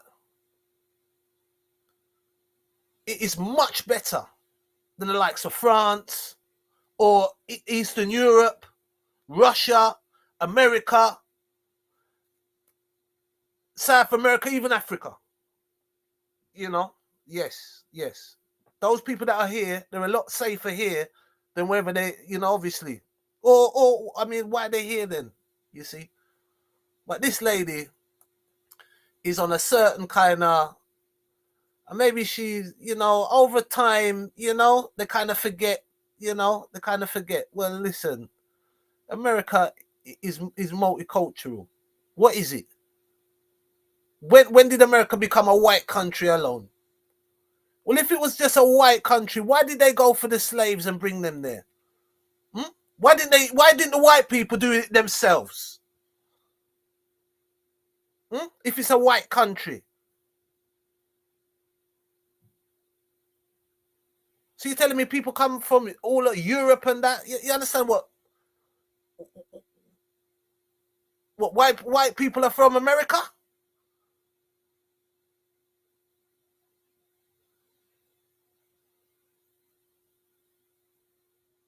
And this is a young person. So the ideologies come back again. You understand? People, it's not never gonna go anywhere. It's never gonna go anywhere because some people are one-sided. You see, they're one-sided. You understand? But I think the guys, the panel, it should get nice with the panel. So let's listen. But I mean, yeah, she's right with. I hear what she's saying. I'm not saying that her points are you understand, they are concerning. Open borders, the Biden, like what she was saying, like singling out certain people. You understand? I understand that. But I mean, to kind of say multicultural ain't working, well, you wouldn't be here. You wouldn't be in America. Right? You wouldn't be in America. So, you know, they kind of get it twisted, you know what I'm saying?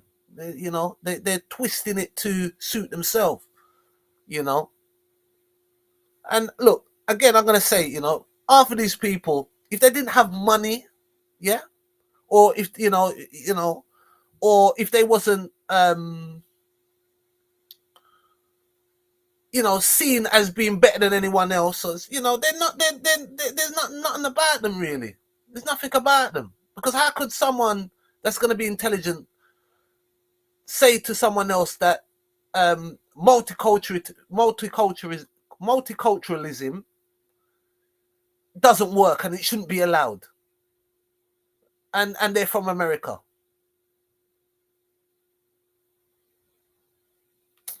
Nonsense.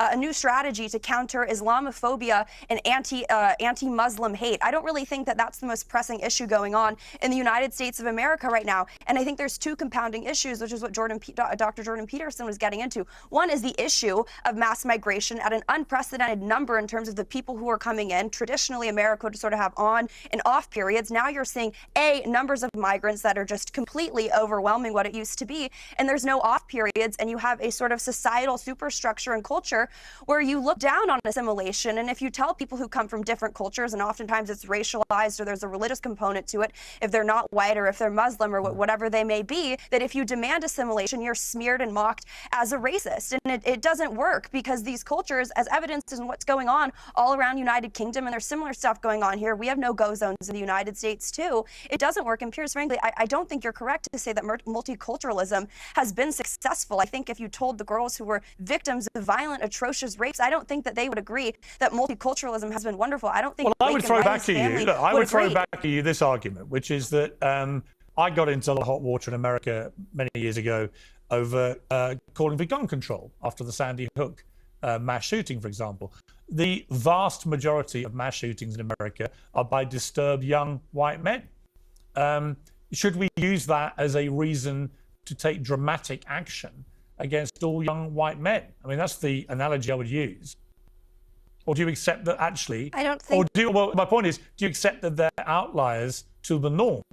That they are extremists, these kids committing the mass shootings? Well, when 1 in 73 Pakistani men in that one town are engaged, I don't really even think that they're an anomaly or on the extremities. That is the mainstream culture, and it's certainly the mainstream culture when you're saying at an institutional level for police officers covering it up. To be clear, they were all almost exclusively members of the British Pakistani Muslim community. So that is a small number of the general Muslim population. Very small, actually.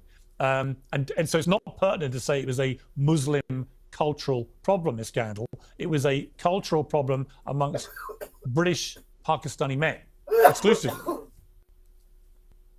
I don't necessarily know if that framing is correct. It is correct. There's a racial element to it.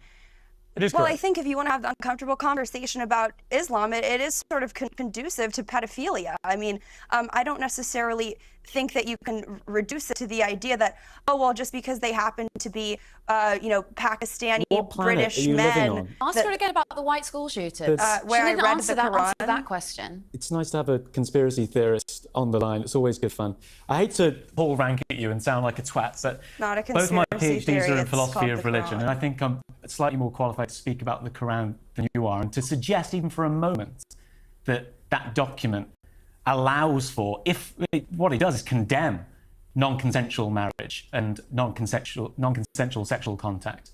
Like, Well, I look up the rates of child brides then, and I'd see the what real countries risk the you have in the most US prevalent in. isn't multiculturalism. It's a multi-billionaire running the biggest social media planet, one of the biggest in the world, which has turned into an echo chamber of your ridiculous ideology. And the fact that you're telling us all and telling the British public, who we're proudly multicultural, as someone that was brought up in multicultural working class Birmingham, I can tell you for sure that there's not you won't find a Muslim there who's read the Quran and went, oh, you know what, it didn't rule out sexual violence, so I might just crack on with that. I don't know what planet you're living on or what you're smoking, but I'd suggest that you do a course in religious studies before you start chatting.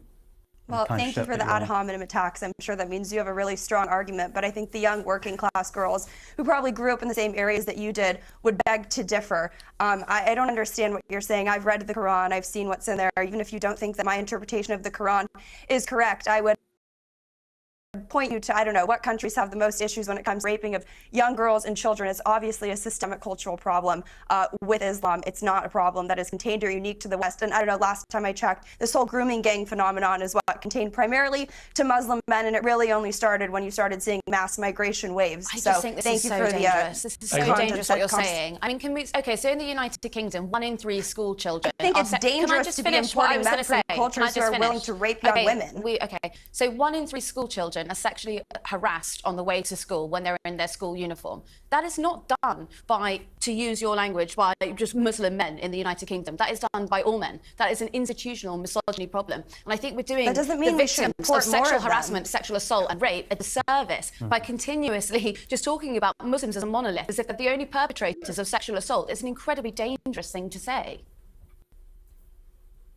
I think all sexual assault and rape is bad. That doesn't mean that we should continue to import people who have a higher proclivity to engage in it. But it's interesting that you're only concerned with Muslims. Again, you know, the real issue here, fundamentally, in the UK and the US, is less than 1% of acts of sexual violence being prosecuted. That's the big issue here. It's one of sexual violence. I actually take issue with that. I'm because concerned I with the mass importation, and it creates a systemic culture fine, where there are protected How do you classes explain people the that Boston- police won't how do you explain the investigate Boston because they're going to sexual be assault racist. I think the thing. Here's the thing. I was Christian. I think the point here is that on the issue of multiculturalism, particularly in the UK, we've not been honest. So a point that you made that I think is important. I think that's key to this. We've not been honest. So people There have was such, a general people have terror. Actually, Jordan Peterson was right about this. The terror came from two different thought processes. One of fear of revenge attacks by extremists, which I think was very real at the time a lot of this was going on. ISIS were doing despicable things all over the country and around the world. I think it was a genuine fear that people had. And secondly, a fear of being labelled racist. Well, but this is the thing. People have such short memories in this country. The 2005 Birmingham riots were ignited because of a rumour of a black Caribbean girl being gang raped by British Pakistani men. Right, and that was linked to the death of 2 men. This idea that multiculturalism just works and you just have these, fringe people. Yes, usually these riots and violence are led by fringe people. But the idea that everything is hunky-dory between communities is a complete lie. No, they're not, if you but look at I'm many saying- black British communities in this country, a lot of the racial strife are with South Asian communities. Listen, I and don't we've think just not been honest about it. no community is blameless. No community can hold their hands up and say we are without sin. The particularly gruesome aspect of this, as Jordan Peterson said, is the sustained period it went on with everybody. And the race of the victims. I'm sorry, if these are black British girls and black communities have found out that their girls were being sadistically raped in this way, there is not a soul in the country that could call any of them racist for wanting justice. No and I'm sorry, this hold their hands up and say we are without sin. The particularly gruesome aspect of this, as Jordan Peterson said, is the sustained period it went on with. Hold on, I wanna hear what that woman. What did she just say a while ago? I need to draw that back a bit. Boy, oh no, I went too far. And secondly, a fear of being labelled. This is the thing. People have such short memories in this country. The 2005 Birmingham riots were ignited because of a rumour of a black Caribbean girl being gang raped by British Pakistani men. Right, and that was linked to the death of 2 men. This idea that multiculturalism just works and you just have these, fringe people. Yes, usually these riots.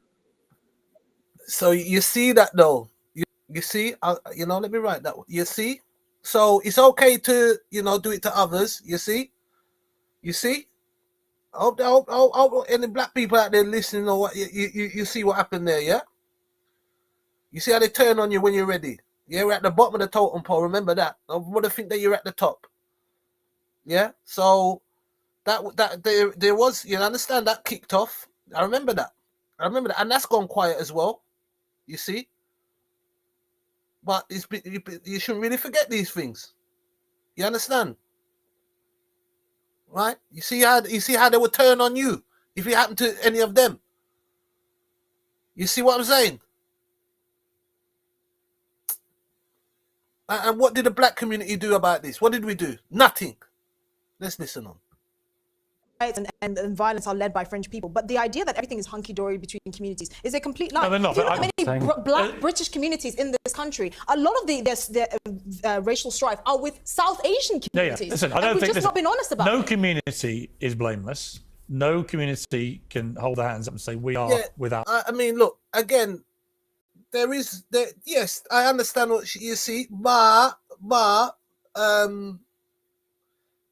would say that's a small minority, right?